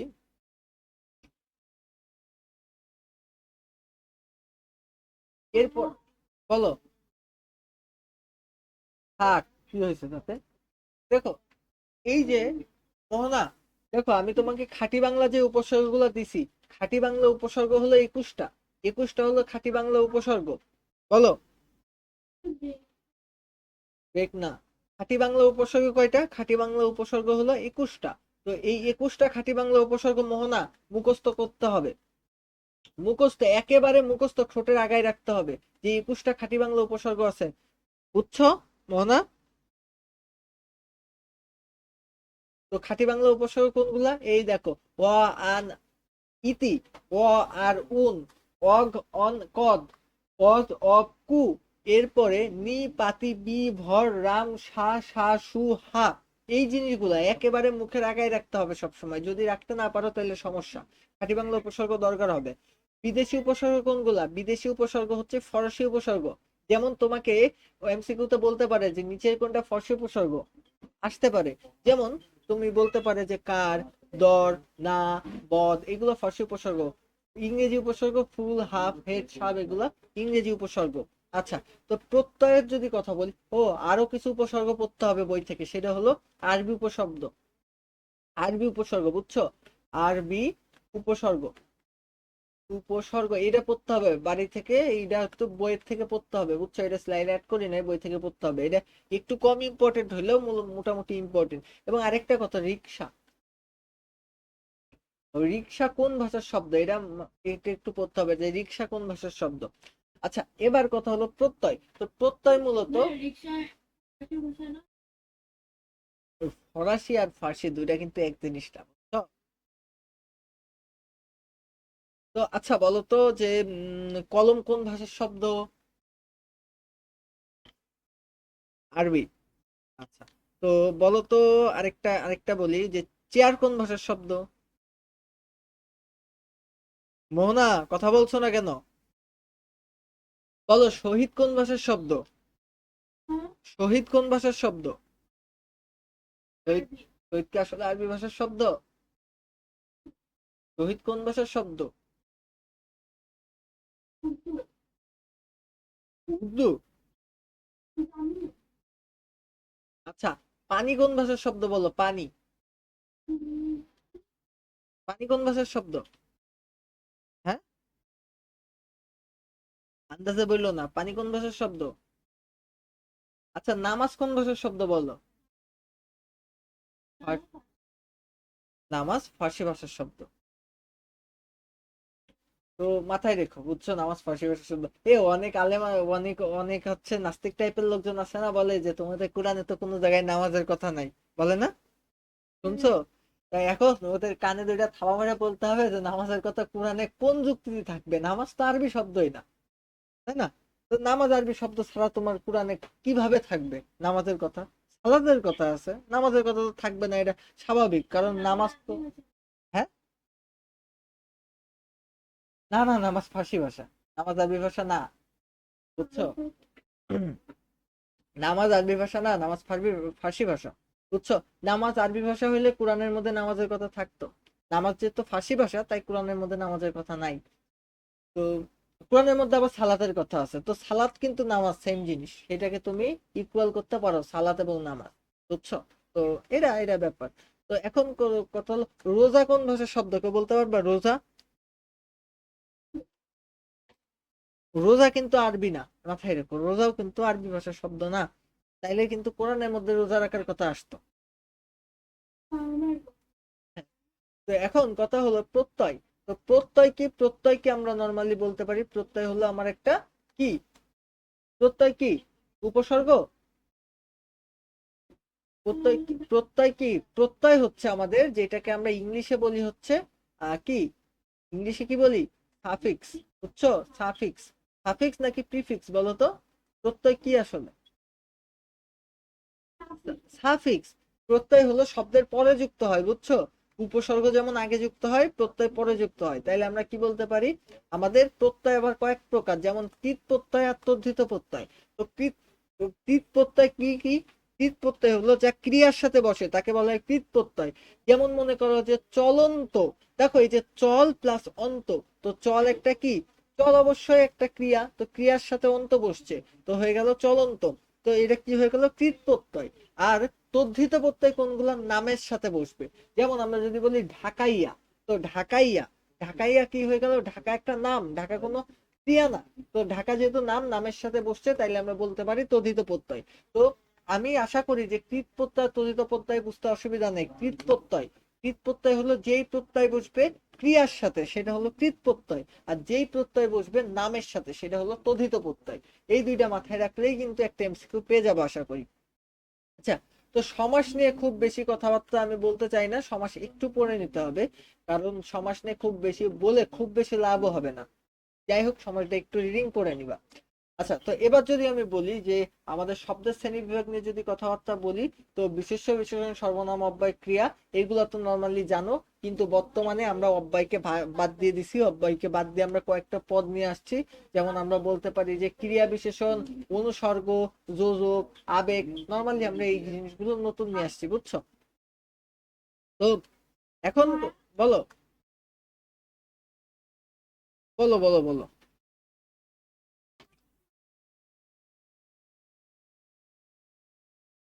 আচ্ছা, ব্রেক তো দিব, সমস্যার কিছু নাই, ব্রেক দিব। তো এই নাউন দেখো কত প্রকার, এই বিশেষ্য কয় প্রকার বলো তো, বিশেষ্য? আচ্ছা ঠিক আছে, যাও, এখন পড়াচ্ছি না, এখন মনে করো তোমাদের একটা মাইন্ড রিল্যাক্স ব্রেক, আমি এমনি কথা বলছি, পড়াচ্ছি না, যাও।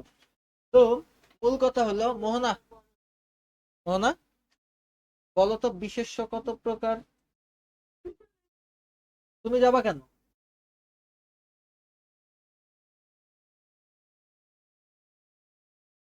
তো বলো বিশেষ্য কত প্রকার, মোহনা বলো তো। হ্যাঁ, তুমিই বলবা তো। হ্যাঁ, কি? 4 মিনিট আছে তো কি হয়েছে, তুমি আমার চেনো আমি কে? তা বলো বিশেষ্য কত প্রকার?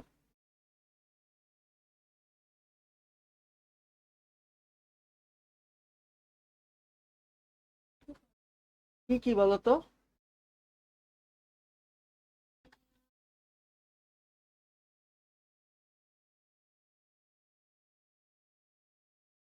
তুমি কি দেখে দেখে বলছো সেটা বলো এবার আমার। তুমি এটা মুখস্থ বলো নাই, আমার দীর্ঘদিনের পড়ানোর অভিজ্ঞতা থেকে আমি বলছি।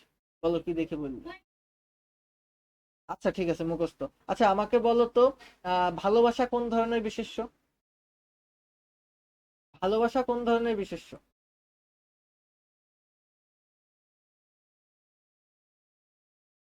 কি বিশেষ্য? গুণ বিশেষ্য। আমাকে বলো তো যে আহ, গরু কি বিশেষ্য?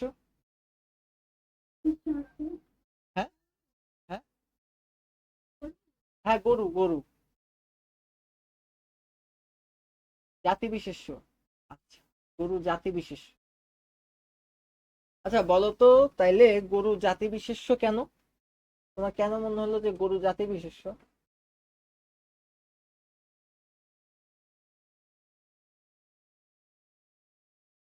হ্যাঁ,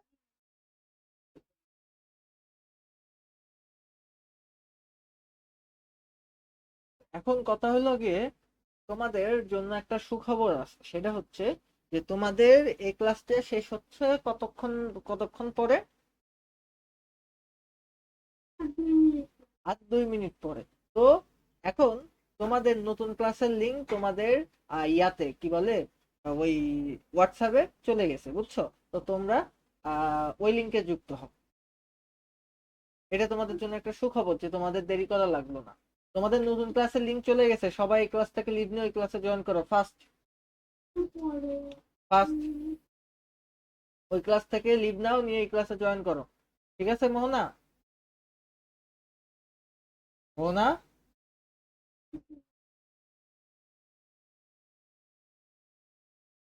এই তুমিও যাও, যাও, আগে ওই ক্লাসে জয়েন হও, যাও।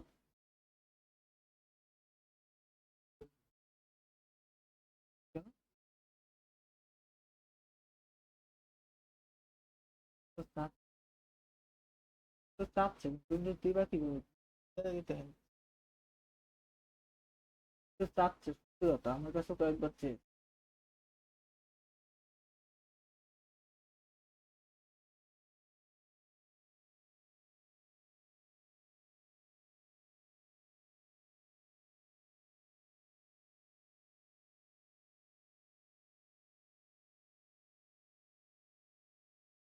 বলো।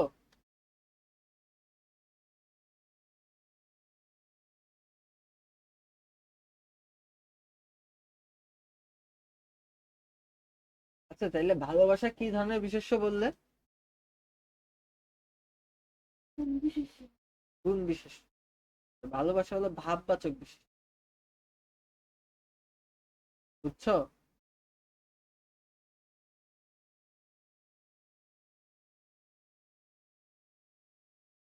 তো আমি তোমাকে বলি, নাউন কত প্রকার। নাউন হচ্ছে প্রপার নাউন, কমন নাউন, এরপরে material noun, collective noun, abstract noun, বুঝছো? নাউন মূলত, নাউনকে বা তোমার হচ্ছে আমরা বিশেষ্যকে মূলত দুই ভাগে বিভক্ত করতে পারি। তো একটা ভাগকে আমরা বলি হচ্ছে কংক্রিট নাউন, আর একটাকে বলি হচ্ছে abstract noun, abstract noun. Concrete noun কোনগুলা? কংক্রিট নাউন হচ্ছে যেগুলাকে তুমি ধরতে অথবা ছুঁইতে পারবা। আর অ্যাবস্ট্রাক্ট নাউন কোনগুলা? যেগুলাকে তুমি ধরতেও পারবা না, ছুঁইতেও পারবা না, বুঝছো? তো কংক্রিট নাউন কোনগুলা? যেগুলাকে ধরতে এবং ছুঁইতে পারবা। আর অ্যাবস্ট্রাক্ট নাউন হচ্ছে যেগুলাকে ধরতেও পারবা না, ছুঁইতেও পারবা না, ওগুলাকে তুমি ভাববাচক বলতে পারো। বলো, বলো, বলো, বলো, বলো। আচ্ছা, তো ভাববাচক বিশেষ্য। তো এখন কথা হচ্ছে এই তো, তো গুণবাচক বিশেষ্য, গুণবাচক বিশেষ্য কোনগুলা বলো তো? বলো।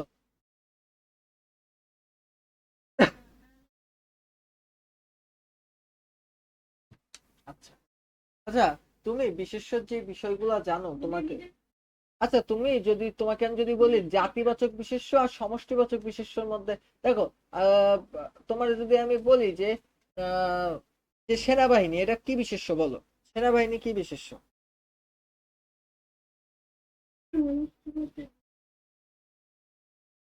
এটা জাতি বিশেষ্য কেন না বলো?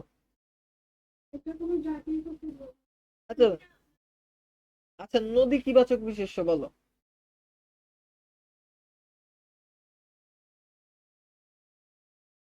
বলো মোহনা।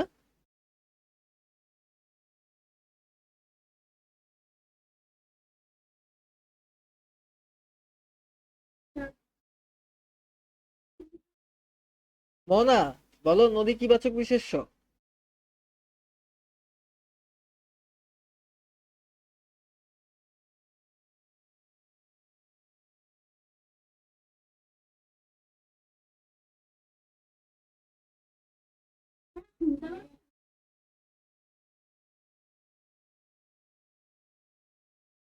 তুমি কি বললে? জাতিবাচক বিশেষ্য বললে। তো আমি যেটা দেখছি তোমাদের দুইজনেরই, মানে দুইজনেরই মোটামুটি পদের একটা ভালো একটা তোমাদের গ্রিপ আছে, পদ সম্পর্কে তোমাদের একটা গ্রিপ আছে যেটা ভালো, এটা অনেকই ভালো। তো এখন কথা হলো যে আমি তোমাদেরকে কয়েকটা কথা বলি, বুঝছো? মোহনা যে বিষয়ে একটু ঝামেলা হইতে পারে, আমি সেই কথাগুলাই তোমাকে বলি যে ভাববাচক বিশেষ্য আর গুণবাচক বিশেষ্যর মধ্যে নর্মালি যে তফাৎ গুলা, মানে তুমি গুণবাচক বিশেষ্য আমাকে বলছো, তো গুণবাচক বিশেষ্য হলো মানুষের যে গুণগুলা থাকে, যেমন আমি যদি বলি যে সততা, সততা, এই সে সততা, এটারে আমি নর্মালি গুণবাচক বিশেষের আন্ডারে ফেলতে পারি। এরপরে আমি যদি বলি বুদ্ধিমত্তা, এটা গুণবাচক বিশেষ্য, বুঝছো? তো এরপর আমি যদি বলি সৌন্দর্য, এটা একটা গুণবাচক বিশেষ্য। আমি যদি বলি মহত্ব, এটা একটা গুণবাচক বিশেষ্য। কিন্তু কথা হলো আমাদের ভাববাচক বিশেষ্য কোনগুলা জানো? ভাববাচক বিশেষ্য হচ্ছে তোমার মানসিক অবস্থা, তোমার অনুভূতি বোঝাবে, সেগুলো হচ্ছে ভাববাচক বিশেষ্য। যেমন সুখ, দুঃখ, ভালোবাসা, সাহস, লজ্জা, মানে তোমার নিজের মনের যে অনুভূতি গুলা, বুঝছো এইগুলা। দেখো, ভালোবাসা কিন্তু কোনো গুণের নাম না। ভালোবাসা কি কোনো গুণ? অবশ্যই কোনো গুণ না। ভালোবাসা একটা অনুভব করার জিনিস, তাই তো? আমি যদি বলি সাহস, সাহস কি কোনো গুণের নাম? সাহস একটা অনুভব করার বিষয়। আমি যদি বলি লজ্জা, লজ্জা কি মানুষের গুণ? লজ্জা হলো একটা মানুষের অনুভব করার বিষয়। তো এই যে বিষয়গুলা, তো এই বিষয়গুলা কিন্তু কখনোই তোমার গুণবাচক বিশেষ্যের মধ্যে যাবে না, এই সবগুলা ভাববাচক বিশেষ্য, বুঝছো? তো ভাববাচক আর গুণবাচকের মধ্যে গুলাই যেন ফেলো না। গুণবাচক কোনগুলা? যেগুলো মানুষের গুণ, যেমন সততা, বুদ্ধিমত্তা, সৌন্দর্য, মহত্ব, এইগুলার কথা বলছে গুণবাচক বিশেষ্য। তো এই দুইটা বললে আশা করি তোমাদের বাকি সব গ্রিপ তোমাদের আছে, আমি যেটা ধরে যেটা বুঝলাম। তো নর্মালি তোমরা হচ্ছে আহ পড়তে পারবা। তো এতটুকু আমি যদি বলি যে প্রথাগত ভাবে পদ 5 প্রকার হলো, আধুনিক ব্যাকরণে তোমার পদকে কিন্তু 8 প্রকারে ভাগ করা হয়েছে, বুঝছো? তো এই জিনিসটা কিন্তু আগে যখন আমরা পড়ছি আমরা কিন্তু 5 প্রকার পড়ছি, তোমাদের আব্বু আম্মু যখন পড়ছে 5 প্রকার পড়ছে, বাট এখন 8 প্রকার। মানে ইংলিশে যেমন আমরা 8 প্রকার পড়ি না পার্টস অফ স্পিচ, তো ওর সাথে মিলানোর জন্য আমরা 8 প্রকারে আনছি। তো এই তো, তো এগুলো তো সহজ ব্যাপার। এখন আমি যদি বলি যে বস্তুবাচক বিশেষ্য, দেখো ম্যাটেরিয়াল নাউন বা বস্তুবাচক বিশেষ্য মানে যে কোনো জিনিসের উপাদান, বুঝছো? উপাদান। আচ্ছা, তোমার যদি আমি বলি বলো তো নিশাত, যে ওই তোমার আহ লোহা কোন বাচক বিশেষ্য? লোহা? না, আমি লোহা কিন্তু একটা অবশ্যই বিশেষ্য, বুঝছো? এটা কি বাচক বিশেষ্য? ম্যাটেরিয়াল নাউন বা বস্তুবাচক বিশেষ্য। এই জিনিসগুলো একটু মাথায় রাখতে হবে, অবশ্যই রাখতে হবে। ভাববাচক বিশেষ্য, এগুলো মাথায় রাখতে হবে। ক্রিয়ার ভাব বুঝায়, বুঝছো? ক্রিয়ার ভাব বুঝায়, সেগুলো ভাববাচক বিশেষ্য। এগুলো মাথায় রাখতে হবে, যেমন গমন, ভোজন, শয়ন, এগুলা ভাববাচক বিশেষ্য। আচ্ছা, তো যাই হোক, আমরা সামনের দিকে আর একটু আগাই। তো কথা হলো যে সর্বনাম, সর্বনাম মানে কি? প্রোনাউন, সর্বনাম। আচ্ছা, সর্বনাম কত প্রকার দেখি, মোহনা বলো।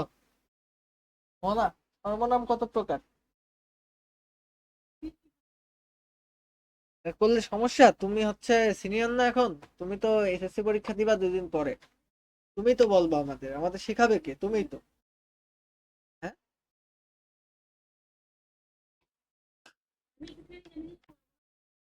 9 প্রকার?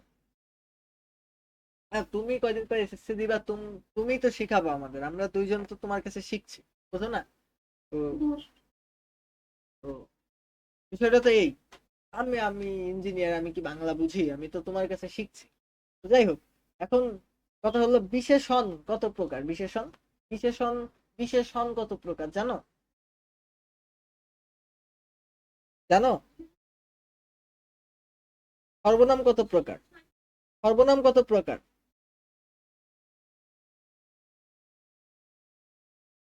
সর্বনামকে 9 ভাগে ভাগ করা হয়। 9 ভাগে? কি কি বলো তো, 9 ভাগ দেখি, বলতে পারো কিনা? কি কি পারবে বলো?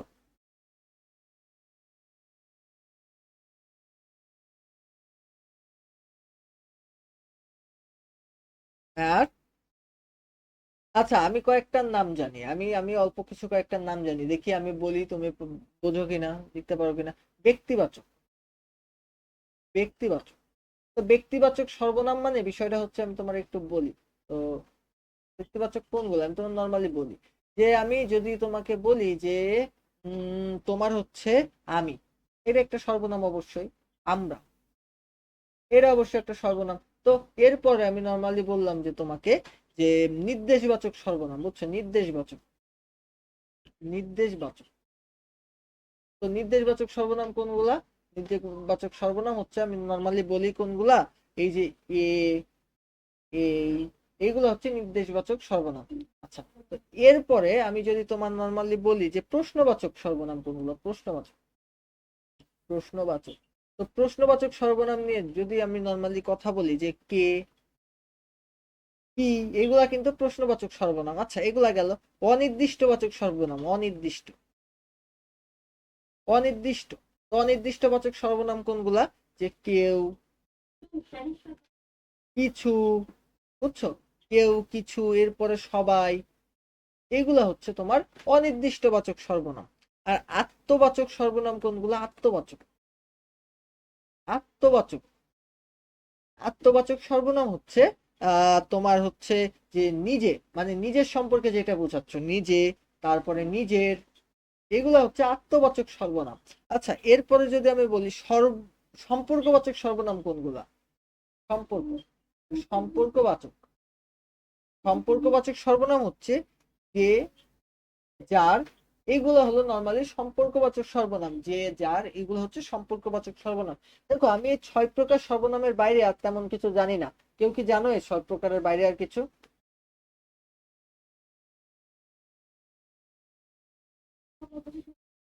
হ্যাঁ, সকলবাচক। আচ্ছা, তো আর আর আর বলো তো। আর আর আরগুলোর নাম। আচ্ছা, তো সামনে আসো, আমরা সবকিছুই পড়বো। তো এখন সর্বনাম মোট কত প্রকার এবং কি কি সেগুলো নিয়ে আমরা কথা বলি। দেখো এই যে সর্বনাম মোট এই কত প্রকার: এক হচ্ছে ব্যক্তিবাচক, দুই আত্মবাচক, তিন সমীপ্যবাচক। সমীপ্যবাচক, এই সমীপ্যবাচক সর্বনামরে আমি কিন্তু একটু আগে একটা জিনিস বলে আসছি, সেটা হচ্ছে এই সমীপ্যবাচককে কি বলে আসছে? নির্দেশবাচক। বলো। আচ্ছা, নির্দেশবাচক। এরপরে যদি আমি বলি দূরত্ববাচক, তো দূরত্ববাচককে আমরা কি নর্মালি দূরত্ববাচক বলছিলাম। তো এখন কথা হলো এই দূরত্ববাচক, এরপরে আমি যদি বলি যে সকল্যবাচক। সকল্যবাচক মানে কি? সব জিনিস আছে যার মধ্যে, সকল্যবাচক। যেমন সব, সকল, সমুদয়। এরপরে হচ্ছে প্রশ্নবাচক। এই মূলত 8 প্রকার, বুঝছো? বাট এই যে 8 প্রকার, বা এই যে আট, বলো বলো বলো, শুনতে পাচ্ছি আমি।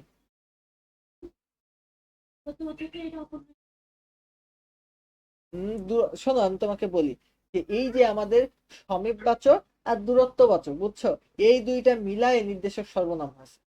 বুঝতে পারছো? বলো। তুমি বুঝছো মোহনা? মোহনা কি বুঝছো? হ্যাঁ হ্যাঁ। বিকজ তোমার বইতে বা অনেক জায়গায় এই দুইটাকে আলাদা করা আছে, এই জন্য আলাদা করছে। এই যে নির্দেশক বললে, নির্দেশকের মধ্যে এইগুলো সব ঢুকে যায়। বুঝছো, নির্দেশক বললে এগুলো সব ঢুকে যায়। বাট কথা হচ্ছে দেখো, এই যে আহ এই যে এইগুলা এইগুলা দেখো কাছে বোঝাচ্ছে, দেখো এই এরা এর কাছে বোঝাচ্ছে, ওই ওই ওরা ওইগুলো দূরে বোঝাচ্ছে, তাই না? তো এই জন্য এই দুইটাকে আবার কোনো কোনো ব্যাকরণবিদ আলাদা করেছে। বাট এই দুইটাকে একসাথে আমরা নির্দেশক বাচক বলতে পারি। বুঝছো? বুঝছো? বুঝছো?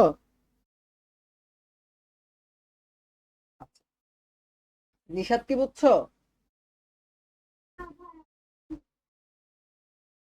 তুমি কি মারামারি করছো জিনাতের সাথে?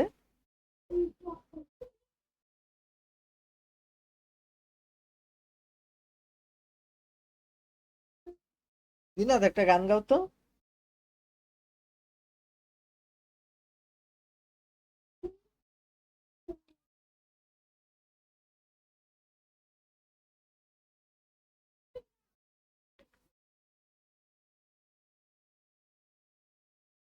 আচ্ছা, এখন কথা হলো বিশেষণ। এই বিশেষণ কত প্রকার বলো? তা কে বলবে? বিশেষণ কত প্রকার? ভুলটা বলো।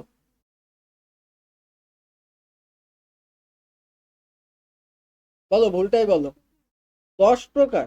এই নিশাদ বলো, বিশেষণ কত প্রকার?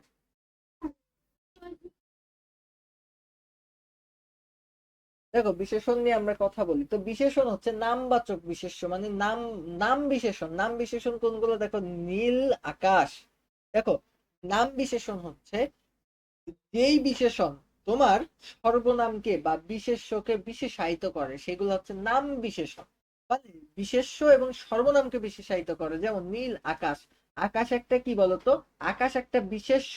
আকাশ একটা বিশেষ্য, তো আকাশকে বিশেষায়িত করছে কি? নীল। তো নীল আকাশ এর একটা কি বিশেষ্য? নাম বিশেষ্য, বিকজ নামবাচক শব্দকে বিশেষায়িত করছে। দেখো, তাজা মাছ, মাছকে একটা বিশেষ্য, তো মাছকে বিশেষায়িত করছে, তার মানে এটা অবশ্যই একটা নামবাচক বিশেষ্য। এরপরে যদি বলি আমি 1000 টাকা, এই টাকা একটা বিশেষ্য, বিশেষ্যকে বিশেষায়িত করছে, তাইলে এটা হয়ে গেল একটা নামবাচক বিশেষ্য। বুঝতে পারছো? এরপরে যদি আমি বলি ভাববাচক বিশেষ্য কোনগুলা? যেইগুলো তোমার ক্রিয়াকে বিশেষায়িত করে, ক্রিয়াকে বিশেষায়িত করে সেগুলো ভাববাচক বিশেষ্য। যেমন চল, চল একটা ক্রিয়া। ভালো, বুঝছো? তো এই যে ভালো, এই ভালো কিন্তু ক্রিয়া না। ভালো কি? ভালো একটা, ভালো কি বলতো? ভালো, ভালো একটা কি? ভালো একটা বিশেষণ। ভালো কি একটা বিশেষণ, বুঝছো? ভালো একটা বিশেষণ, তো এই বিশেষণকে বিশেষায়িত করছে, এরা ভাব বিশেষণ। তো ভাব বিশেষণ মানে কি? ভাব বিশেষণ মানে হলো যে ক্রিয়া, বলো। তা তুমি বললেই তো সাথে সাথে আমি অ্যান্সার দিচ্ছি, তাই না? বলো। আচ্ছা, তো নেটের প্রবলেমের জন্য একটু দেরি হতে পারে, তাই এটা এরকম করার কিছু নাই। বলো। এইটা আমার আমার কেন করছো তুমি? ওয়াইফাই এলারেতে ধরো, যে আপনার কথা দেরি করে কেন, আমার কথা কেন দেরি, আমার কথা দেরি করে কেন ভাইয়া শুনতে পারে? ওয়াইফাই এলারেতে ধরো। হ্যাঁ, তো আমি ইচ্ছা করে কেন অ্যান্সার দেবো? তারপরে ব্রেক মারতে একটু টাইম লাগে, গাড়ি স্পিডে চলবে। যাই হোক, এটা ব্যাপার না, বলো। আচ্ছা, তো এখন যেটা বলি যে ভাববাচক বিশেষ্য, ভাববাচক বিশেষ্য মানে কি? ভাববাচক বিশেষ্য মানে আমরা নর্মালি বিশেষণ, এই যে বিশেষণের যে কথা বললাম যে ভাববাচক বিশেষণ, তো বিশেষণ কাকে বিশেষায়িত করে? বিশেষ্য সর্বনামকে। তো বিশেষ্য সর্বনাম ছাড়া অন্য কাউকে যদিও বিশেষায়িত করে ফেলাই দেয়, তাইলে ওটা ভাববাচক বিশেষণ। যেমন আমি তোমাকে যদি বলি যে চল একটা ক্রিয়া, ভালো একটা বিশেষণ, তো এই যে চল একটা ক্রিয়া, ক্রিয়াকে বিশেষায়িত করে ফেলছে, তাইলে এটারে আমরা নর্মালি বলতে পারি ক্রিয়া বিশেষণ। আর এই যে ভালো, ভালো একটা কি বিশেষণ, তো বিশেষণের বিশেষণ করে বিশেষায়িত করছে, তো বিশেষণের বিশেষণ, এটা একটা ভাববাচক বিশেষণ। এটা একটু মাথায় রাখতে হবে, এগুলো ইম্পর্টেন্ট। ক্রিয়া মানে হলো কাজ। আচ্ছা, এবার মোহনা বলবে যে ক্রিয়া কত প্রকার, বলো। ক্রিয়া কত প্রকার? এই জানো না কেন? হ্যাঁ, ক্রিয়া 5 প্রকার।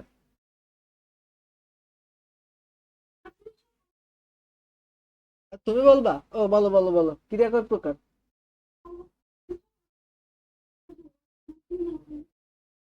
আমি পারি না, বললাম না। যাও বাড়ি মাইর খালি, আমার দোষ না। তো এখন কথা হলো, বলো, তোমরা বলো। ওই নিশাত বলো যে ক্রিয়া কয় প্রকার। না, বলো বলো, বলে চকলেট দিবানে, বলো। দিবানে, চকলেট দিবানে, বলো।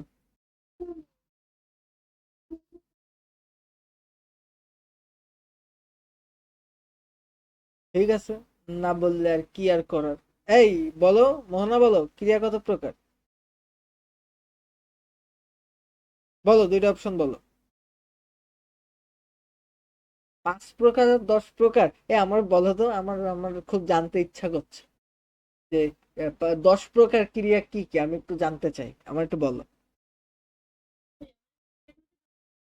না, ভাগই ঠিক আছে, আমি ভাগ করলাম, তো 10টা ভাগের নাম আমার একটু বলবা? 10টা না, তুমি 5টা ভাগের নামই বলো, আমার একটু জানতে খুব মন চাচ্ছে। হ্যাঁ, তো হ্যাঁ, তারপরে বলো বলো। এই নিশাদ বলো, ফার্স্ট বলো। কাহিনী না, বলো বলো। ক্রিয়া কত প্রকার সেগুলো বলো। হ্যাঁ হ্যাঁ। আচ্ছা, এই নিশাদ বলো না কেন? বলো, ফার্স্ট বলো। দেখো, আমি যদি নর্মালি বলি ক্রিয়া নিয়ে কথাবার্তা বলি, তো ক্রিয়া, আমি যদি বলি সমাপিকা ক্রিয়া, অসমাপিকা ক্রিয়া, এগুলা কিসের ভিত্তিতে?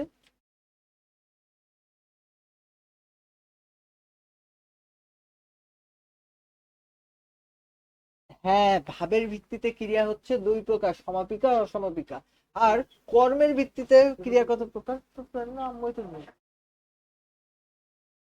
কেন সকর্মক আর অকর্ম 3 প্রকার কেন হবে? সকর্মক ক্রিয়া আর অকর্মক ক্রিয়া।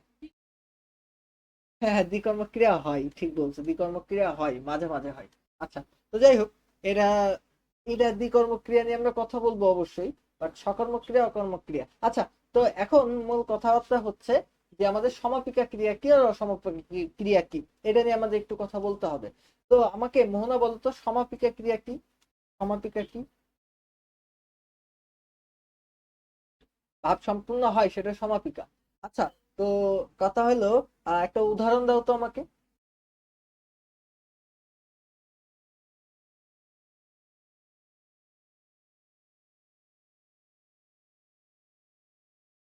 আচ্ছা নিশাত, আমার সমাপিকা ক্রিয়ার একটা উদাহরণ দাও ফার্স্ট।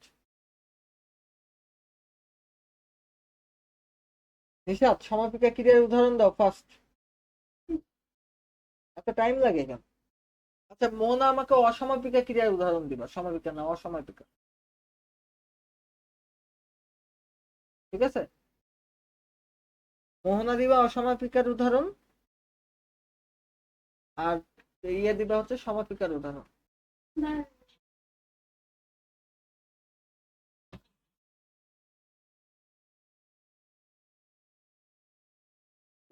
চ্যাট জিপিটি খুঁজছো কে?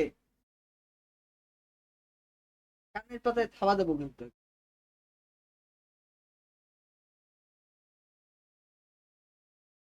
মোহনা বলো ফার্স্ট। তোমাকে কি বলতে বললাম? অসমাপিকার উদাহরণ দিতে বলছি। অসমাপিকা, অসমাপিকা বলছো, অসমাপিকা। আচ্ছা, ভালো করে পড়াশোনা করলে ফলাফল ভালো হবে। এখানে অসমাপিকা ক্রিয়া কোনটা? ভালো ফল হবে, অসমাপিকা কোনটা? ভালো করে পড়লে ভালো ফল হবে, ভালো করে পড়লে ভালো ফল হবে। আর সমাপিকা কোনটা?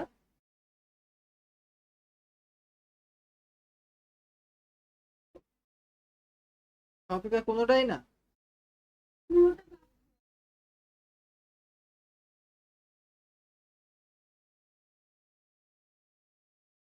ভালো করে এগুলো সমাপিকা। আচ্ছা আচ্ছা, নর্মালি আমি যদি বলি যে আমি ভাত খাই, তো এইটা দিয়ে আমার মনের ভাব প্রকাশ হচ্ছে কি হচ্ছে না বলো? বলো, এটা দিয়ে আমার মনের ভাব প্রকাশ হচ্ছে কি হচ্ছে না বলো, দুইজনই বলো। হচ্ছে। আমি যদি বলি একই সেম কথা, আমি ভাত খেয়ে, তো এইটা দিয়ে আমার মনের ভাব হচ্ছে কি হচ্ছে না বলো? হচ্ছে না। তো যেই ক্রিয়া দিয়ে আমার মনের ভাব সম্পূর্ণ হচ্ছে না, সেইটাই আমার অসমাপিকা ক্রিয়া। একদম সহজ কথা। আর যেটা দিয়ে মনোভাব প্রকাশ হচ্ছে সেটা সমাপিকা ক্রিয়া। যেমন এই যে যাই, এটা দিয়ে হচ্ছে। এই যে এটা দিয়ে হচ্ছে না, আমার আরো কিছু জানতে মন চাচ্ছে, এটা সমাপিকা ক্রিয়া। একেবারে নর্মাল জিনিস, বুঝছো? আর সকর্মক ক্রিয়া আর অকর্মক ক্রিয়া, এটা নিয়ে যদি কথা বলি, তো আমাকে নিষাদ বলো তো সকর্মক ক্রিয়া কি? নিষাদ বলো সকর্মক ক্রিয়া কি? ক্রিয়া, সকর্মক ক্রিয়া কি এটা নিষাদ বলো ফার্স্ট। আচ্ছা মোহনা বলো সকর্মক ক্রিয়া কি? বলো, বলে ফেলাও কি কি।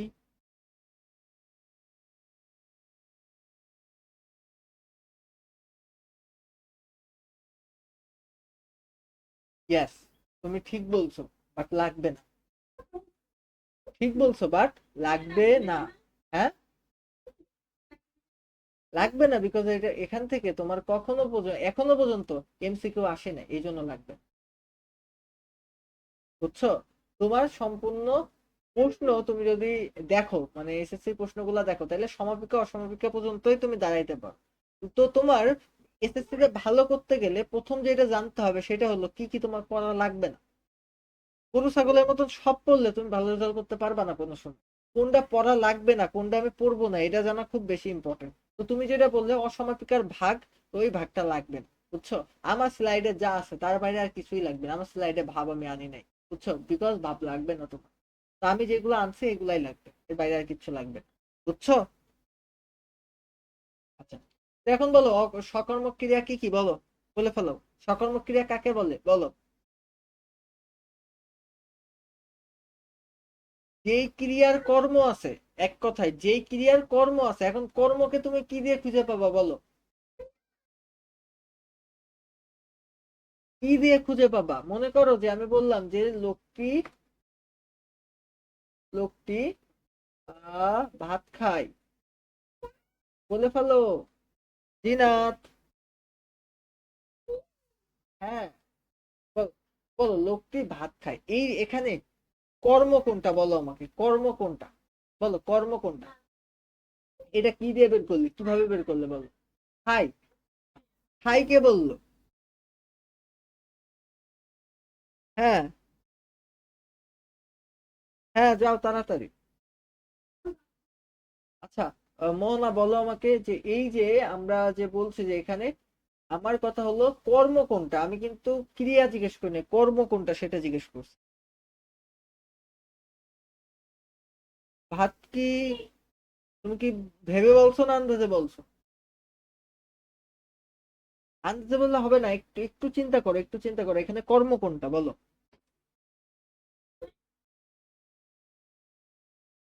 হাই কর্ম, এটা কর্ম বলছো? আচ্ছা ঠিক আছে, বললে সমস্যা নাই।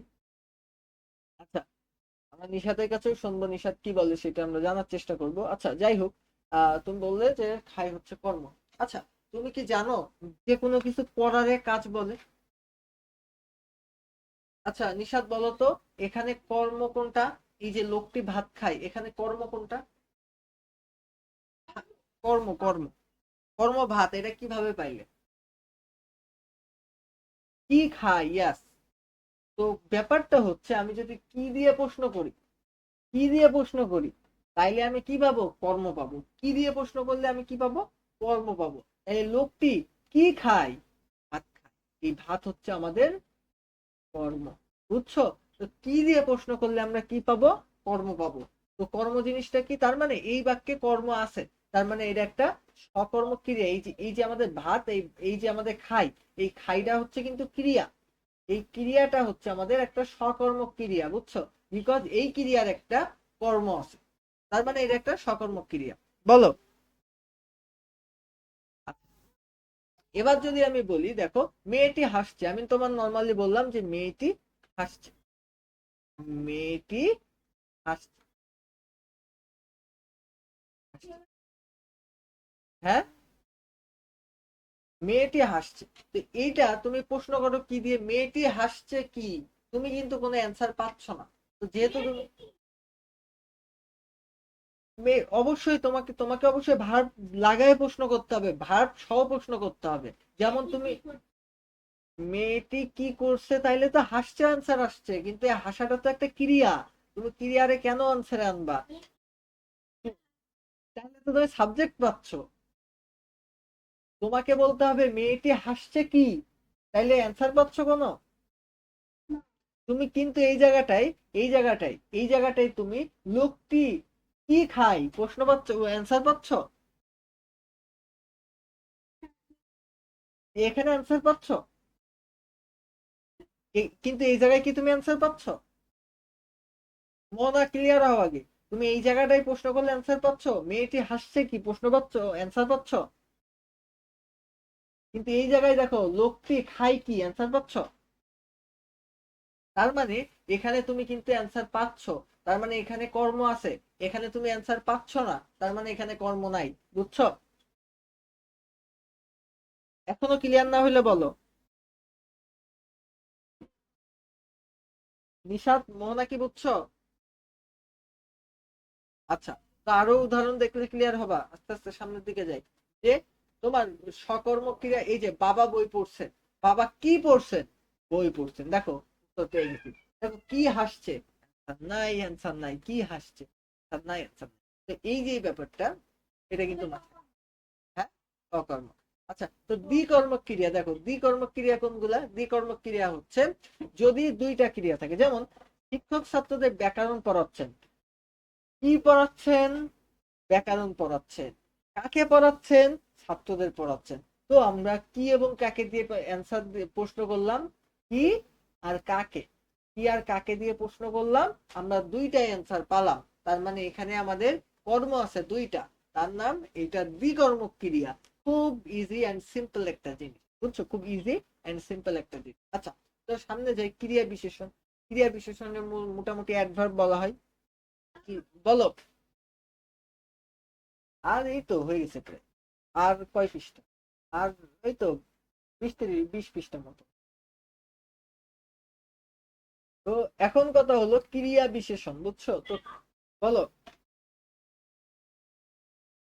বলো। মনে কিছু বলছো? তুমি কনে দৌড়াচ্ছ বারবার, আমি বুঝতে পারছি না তো।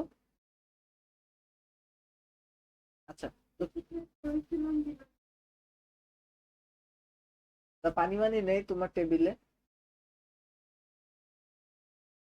তো ক্রিয়া বিশেষণ, তো ক্রিয়া বিশেষণ মানে নর্মালি অ্যাডভার্ব। তো ক্রিয়া বিশেষণ adverb of time, adverb of place, adverb of তোমার হচ্ছে টাইম, অ্যাডভার্ব অফ প্লেস, এগুলো আছে বুঝছো? এগুলো একটু মাথায় রাখতে হবে। Adverb of place, adverb of time, এগুলো মাথায় রাখতে হবে। তার মানে কি স্থান, কাল এবং ক্রিয়ার ধরন এগুলা নির্দেশ করে, মানে এক এক এক কথা ক্রিয়াকে বিশেষায়িত করে বুঝছো? অ্যাডভার্ব দিয়ে আবার ক্রিয়া ছাড়া অন্য জিনিস বিশেষায়িত হয়, এগুলো ইংলিশে জানবা আস্তে আস্তে। বাট আমি যদি বলি যে কালবাচক, কালবাচক কোনগুলা? এই যে সময় নির্দেশ করে, যেমন আজ, এখন, সকালে, এই জিনিসগুলা সময় নির্দেশ করে, তাইলে এইগুলা হচ্ছে তোমার অ্যাডভার্ব, বা এগুলাকে বলা হয় হচ্ছে ক্রিয়া বিশেষণ। আমি যদি বলি স্থান নির্দেশ করে, যেমন জায়গা নির্দেশ করে, হেনা, হেতা, হেতা, হোতা, ওখানে, তো এগুলা। তো এবার যদি বলি রীতি, যেমন দ্রুত, আস্তে, সাবধানে, এগুলা ধরন নির্দেশ করে। খুব খুব ইজি পিজি কথা, খুব বেশি জটিল কিছু না, বুঝতে পারবা। অনুসর্গ কি জিনিস? অনুসর্গ যদি আমি বলি, অনুসর্গ ইংলিশ হলো প্রিপোজিশন, বুঝছো? প্রিপোজিশন। তো প্রিপোজিশন যদি আমি তোমাকে বলি যে প্রিপোজিশন, প্রিপোজিশন নরমালি, তো প্রিপোজিশন কোনগুলা? আমি যদি বলি যে ফ্যান বয়, বুঝছো? ফ্যান বয়, ফ্যান বয়ের নাম শুনেছো? ফ্যান বয়, তো ফ্যান বয় দিয়ে কি কি লেখা যায় আমি তোমাকে বলি। ফ্যান বয় দিয়ে এফ এ লেখা যায় হচ্ছে ফর। ফর মানে কি? ফর মানে হলো জন্য, বুঝছো? তো এতে এন্ড, এন্ড মানে কি? এন্ড মানে হচ্ছে এবং। আচ্ছা, এনতে হচ্ছে নর। আচ্ছা, বিতে হচ্ছে বাট। ওতে হচ্ছে অর। আচ্ছা, ওয়াইতে হলো ইয়েট। তো আপাতত এই জিনিসগুলো মাথায় রেখো, এইগুলা হচ্ছে মোটামুটি বলতে পারি যে এইগুলা তোমার অনুসর্গ হিসাবে বসে, এগুলা অনুসর্গ হিসাবে মোটামুটি বসে। যেমন তোমার, বলে ফেলো। তাড়াতাড়ি তো। মোহনা, মোহনা, চাপ হয়ে যাচ্ছে মেলা পড়াচ্ছে বলে।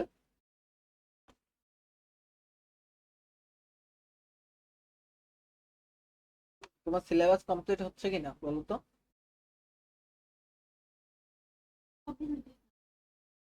আমার ক্লাসের মাধ্যমে হচ্ছে কিনা এটার মাধ্যমে।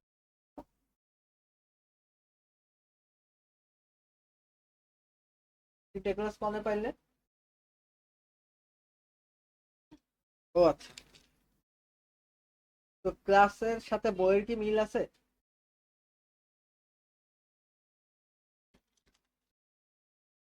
না মানে আমি বইয়ের বাইরের তো পড়াচ্ছি না, তো সেটা জানতে।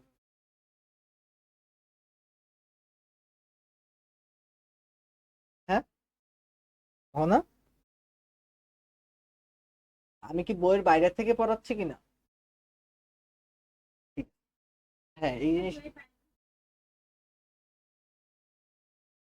না না, বইয়ের বাইরে থেকে পড়ানো ভালো, কিন্তু বইয়ের টপিক বাদ দিয়ে পড়ানো তো ভালো না। বইয়ের টপিক গুলা ঠিক আছে কিনা, আমি আমার স্টাইলে পড়াই সব সময়, আমি দেখছো আমি আমার স্টাইলে পড়াচ্ছি। কিন্তু বইয়ে এক জিনিস আছে, আমি সেটা পড়াবো না, এটা কিন্তু আবার সমস্যা, তাই না? আমি তো আমার স্টাইলেই পড়াই, আমার স্টাইল পৃথিবীর আর কারোর সাথে তুমি মিলাইতে পারবা? পারবা না। স্টাইল আলাদা স্টাইল, বুঝছো? এটা ধাপে ধাপে নিজের পুরাই পুরাই তৈরি করা স্টাইল, এগুলা চেঞ্জ হয় না, হবে না।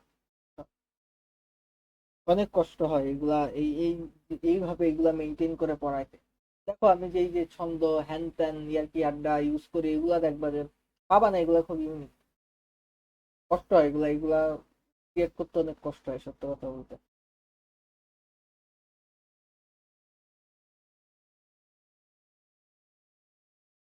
বাট দিন শেষে যখন তোমরা বলো যে না ভাইয়া ঠিক আছে ভাল লাগছে, তখন ভাল লাগে আসলে।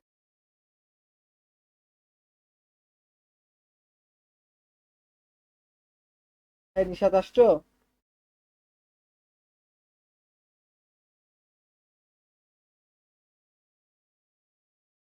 নিশাদ কি আসছো?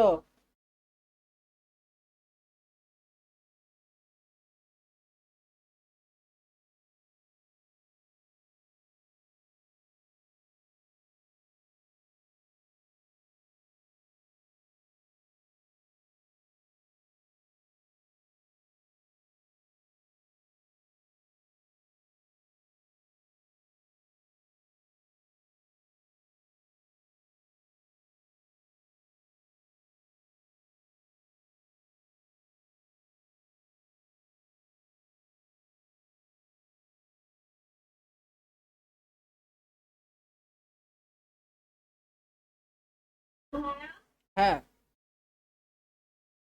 না না,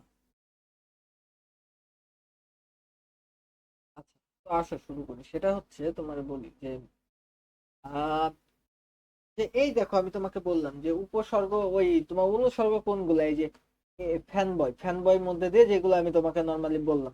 তো এখন তোমার যদি আমি বলি যে আহ জন্য, এই যে তোমার জন্য আমি অপেক্ষা করছি, তাহলে জন্য কোন পার্টস অফ স্পিচ, জন্য হচ্ছে অনুসর্গ, বুঝছো? এরপরে যদি বলি ছাদ থেকে, থেকে মানে কি, থেকের ইংলিশ কি বলো তো? থেকের ইংলিশ কি বলো? থেকের ইংলিশ কি? হ্যাঁ হ্যাঁ হ্যাঁ,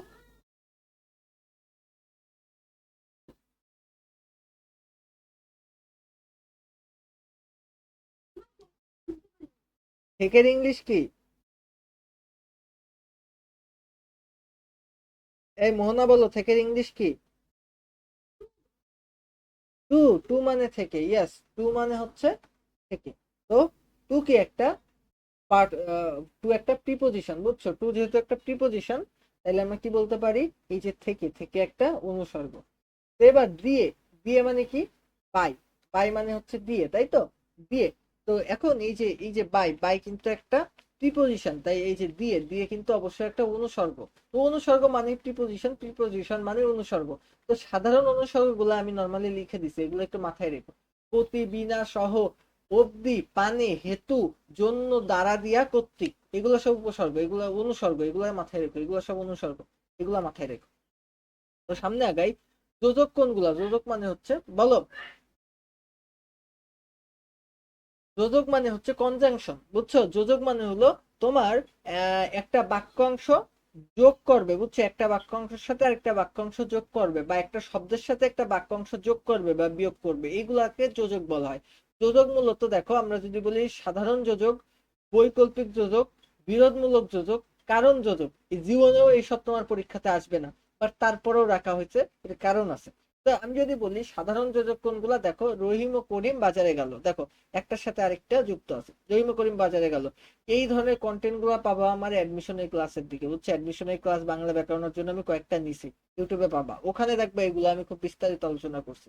এবার দেখো চা না কফি, কোনটা খাবা? তো দেখো যে কোনো একটা তোমার খাইতে হবে। তো এই ধরনের যে ব্যাপার, যে কোনো একটা তুমি পছন্দ করতে পারবা। তো এইটা হচ্ছে বৈকল্পিক যোজক, তার মানে যে কোনো একটা বিকল্প হিসেবে তুমি নিতে পারবা। এরপরে যদি বলি চেষ্টা করলাম কিন্তু পারলাম না, এটা বলা হয় বিরোধমূলক যোজক। দেখো ও চেষ্টা করেছে, তাইলে ওর পাওয়া উচিত ছিল, বাট ও পারি নাই, তার মানে এটা দুইটা কিন্তু বিরোধমূলক যোজক হয়েছে, এই দুইটা কিন্তু বিরোধ হয়ে গেছে। এবার যদি আমি বলি যে কারণবাচক যোজক কোনগুলা, কারণবাচক হচ্ছে অসুস্থ তাই আসতে পারিনি। তো এই যে আমাদের এই যে অসুস্থতার কেন আসতে পারিনি, তার কারণ হচ্ছে অসুস্থতা, এই যে তাই, তাই হচ্ছে তোমার তোমার কারণবাচক যোজক। তার মানে তোমার এই আসতে না পারার কারণ হিসেবে তোমার এই যে তাই অসুস্থকে যুক্ত করে দিয়েছে, তাইলে তাই হচ্ছে একটা কারণবাচক যোজক। তো এইগুলা পরীক্ষাতে আসার কোনো সম্ভাবনাই আমি দেখি না, তারপরেও আমি অ্যাড করে রাখলাম এমনি। তো এখন যদি বলি যে আবেগবাচক শব্দ কোনগুলো, আবেগবাচক শব্দ বহু প্রকার হয়। যেমন প্রশংসাবাচক শব্দ, যেমন সাবাস, দারুণ খেলেছো। এরপরে ঘৃণাবাচক শব্দ ছি ছি, বিস্ময়বাচক শব্দ আরে, আরে ভাই তুমি। তো এরপরে কষ্ট বা দুঃখ সূচক বাক্য, হাই হাই আমার কি হইলো। আচ্ছা, তো নর্মালি কারণগুলা, এবার যদি আমি নর্মালি বলি বাক্য প্রকরণ নিয়ে যদি কথা বলি, তো বাক্য প্রকরণ নিয়ে নর্মালি কি কি বলা যায়? তো বাক্যের অংশ, এইগুলা নিয়ে যদি বলি যে সাবজেক্ট ভার্ব অবজেক্ট, এগুলা নিয়ে নর্মালি অনেক কথাবার্তা বলা যায়। তো আচ্ছা, তো আমি চাচ্ছি যে বাক্যের গুণাবলী নিয়ে সামনের ক্লাসে আমরা বলবো। তার আগে দেখি আর আমার কি কি বাকি আছে টপিক, সেগুলো নিয়ে কথা বলে নিই। সরল বাক্য, এগুলা এগুলা পরে বলতে হবে, আজকে বলার সুযোগ নাই। তারপর বাগধারা, বাগধারা নিয়ে একটু কথা বলে আসি, বুঝছো? দেখো বাগধারা যদি বলি, তো বাগধারা হচ্ছে তোমার শব্দের যে অভিধানিক অর্থ, বুঝছো? এই অভিধানিক অর্থ ছাড়াও, শব্দের যে অভিধানিক যে অর্থ, সে অর্থ ছাড়াও আমাদের আরো অন্যান্য অর্থ প্রকাশ পাবে। যেমন মনে করো যে আমি যদি বলি যে মাথা মানে শরীরের উপরের অংশ, বাট মাথা মানে হচ্ছে গ্রামের মাথা বা গ্রামের প্রধান। তো এখন কথা হচ্ছে এই যে ব্যাপারটা আমি তোমাকে বলি যে বাগধারা হচ্ছে তোমার একই শব্দ, যেটার শাব্দিক অর্থ না মনে করে একটা ভাবের একটা অর্থ বের করা, এইটাই হচ্ছে মূলত বাগধারা, বুঝছো? মানে নর্মাল কোনো অর্থ না, এই অর্থটা হলো ভাববাচক অর্থ। যেমন আমি যদি বলি আকাশ কুসুম, আকাশ কুসুম শব্দের অর্থ হলো অসম্ভব কল্পনা। এরপরে ঘোড়ার ডিম, ঘোড়ার ডিম মানে কি? অবাস্তব বস্তু। এরপরে ভিজে বিড়াল, ভিজে বিড়াল মানে হচ্ছে কপটচারী। এরপরে তাসের ঘর, তাসের ঘর মানে যেটা খুব দ্রুত ভেঙে যাইতে পারে। হ্যাঁ, কপটচারী মানে কি? এই সিনিয়র আপু বলো কপটচারী মানে কি? বলো কপটচারী মানে কি?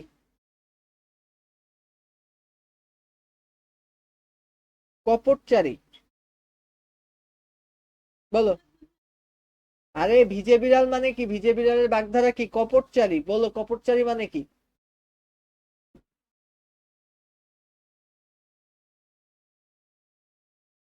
বলো বলো, কপটচারী মানে কি?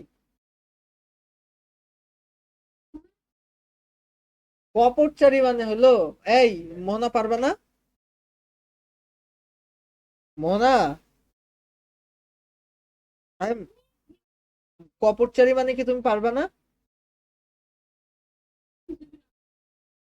তো কপটচারী মানে কি সেটা বুঝাও আমারে। পারবা? কপটচারী মানে হলো ভন্ড।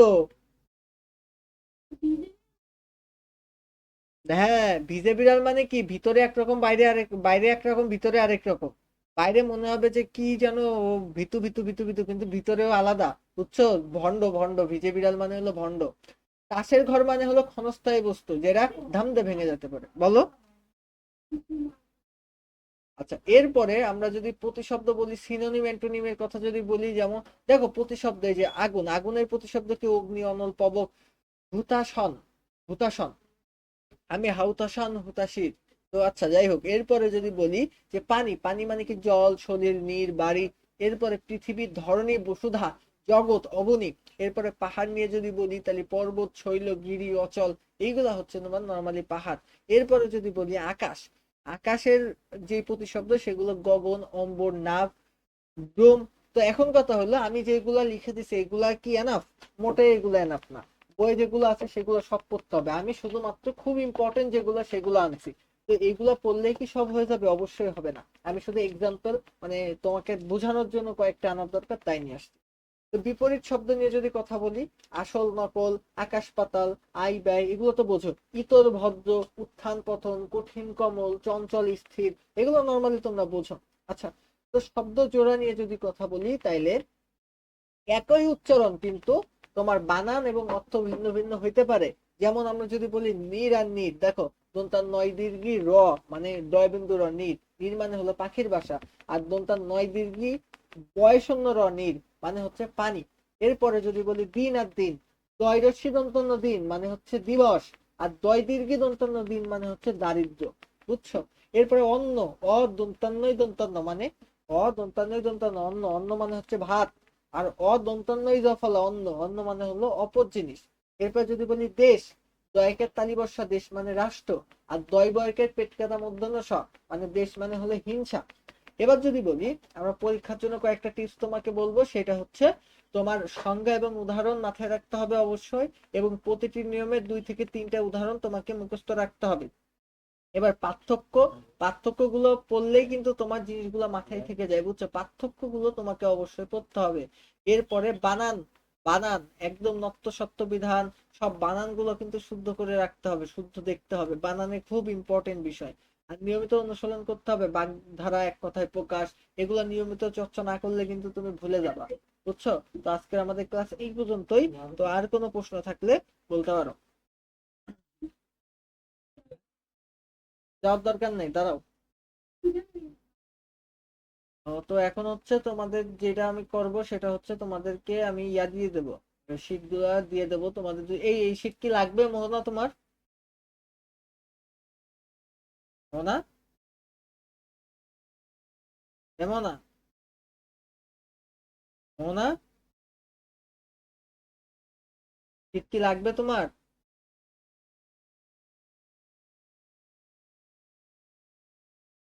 শীট কি তোমার লাগবে? এই যে যে শীটটা দিলে ভালো হয়। তো 10 টাকা, 10 টাকা, 10 টাকা। আমার নাম মুনতাসির না, মাহিরের নাম মুনতাসির।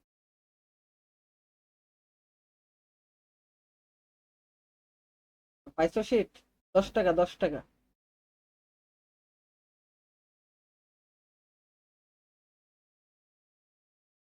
আচ্ছা ভাই, মানে কি আমি বিকাশ ফিকাশে নেব না? 10 টাকা খামের মধ্যে ভরে কুরিয়ার করবা, 100 টাকা ডেলিভারি চার্জ দিও।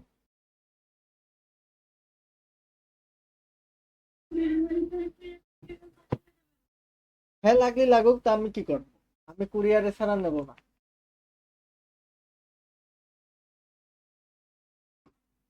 ও হ্যাঁ, তোমার বাড়িতে তো 500 টাকা লাগবে বুঝি, তুমি তো থাকো গ্রামের মধ্যে। হ্যাঁ, তোমার বাড়িতে শহরে আসবা তারপরে পাঠাবা। হ্যাঁ, ঠিক আছে, সমস্যা নেই। লাগুক লাগুক, বিকাশে নেবো না, আমি হচ্ছে ওই কুরিয়ারেই নেবো। যাই হোক। আচ্ছা, তাইলে আজকের মতন ক্লাস এখানে সমাপ্ত। ওই রেকর্ড ক্লাস এখনই দিয়ে দিচ্ছি, একটু দেখে নিও আর শিটটা পড়তে থাকো। শিটটা মারাত্মক মাইন্ড ব্লোয়িং একটা শিট, শিটটা পড়তে থাকো, ঠিক আছে? মোহনা, ঠিক আছে? আর কিছু জানার আছে? মোহনা, শিটটা কি বলছো? মোহনা, কি বললে আরেকবার বলো। এখন শিটটা দেখো, দেখো শিট আমি তোমাকে দিয়ে দিছি, শিটটা তো আমার নোট, মানে আমার আমার করা নোট আমি তোমাকে দিয়ে দিছি। আমার করা নোট আমি তোমাকে, আমার করা নোট আমি তোমাকে দিয়ে দিছি। শিটটা তো আমার করা নোট, এটা আমি তোমাকে দিয়ে দিছি। এখন এই শিটটা তুমি তোমার মতন করে ইউজ করবা। তোমার যদি মন চাই যে তুমি এটা নোট করে করে পড়বা, ঠিক আছে। তোমার যদি মন চাই ওই শিট আমি কপি করে আনবো, প্রিন্ট করে পড়বো, তাও পড়তে পারো। ও কোনো অসুবিধা নেই, তুমি যেভাবে ইচ্ছা পড়লেই হলো। আমার কথা হলো তুমি পড়ো। তুমি নোট করে পড়বা না মোবাইল দেখে পড়বা, সেটা তোমার ব্যাপার, বাট পড়ো। বুঝছো?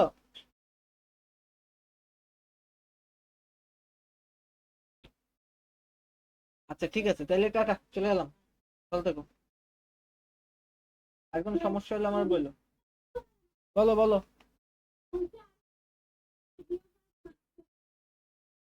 আইসিটির ক্লাসটার পিডিএফটা দাও, পিডিএফ মনে হয় আমি দিতে পারবা নে। ক্লাসটা দেখি পারি কিনা, দাঁড়াও। তাহলে লাইনে থাকো, দেখি পিডিএফটা খুঁজে। তো কোনো লাইনে থাকো, আইসিটি পিডিএফটা খুঁজে। PDF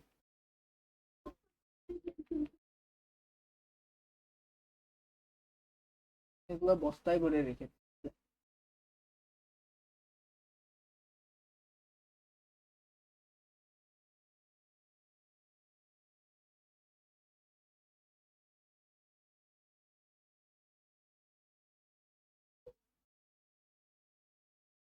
পাইছে মনে হয়। এটা নাও, মাল্টিমিডিয়া পাইছে, এটা নিয়ে নাও। নেই কোনটা?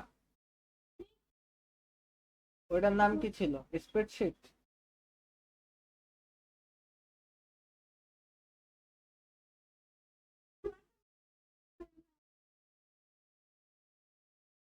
এই স্লাইডে নাম লেখা ছিল না? লেখালেখির হিসাব, তাই না? এই মোহনা, লেখালেখির হিসাব, তাই না? আচ্ছা ঠিক আছে, আমি আমি পাঠিয়ে দিচ্ছি, তাইলে আমি পাঠিয়ে দিচ্ছি, একটু পরে পাঠিয়ে দিচ্ছি। হ্যাঁ আচ্ছা ঠিক আছে, আমি পাঠিয়ে দিচ্ছি। আমি ওই ভিডিওটাও দিয়ে দিচ্ছি, এটা পাঠিয়ে দিচ্ছি। তাহলে থাকো, চলে গেলাম।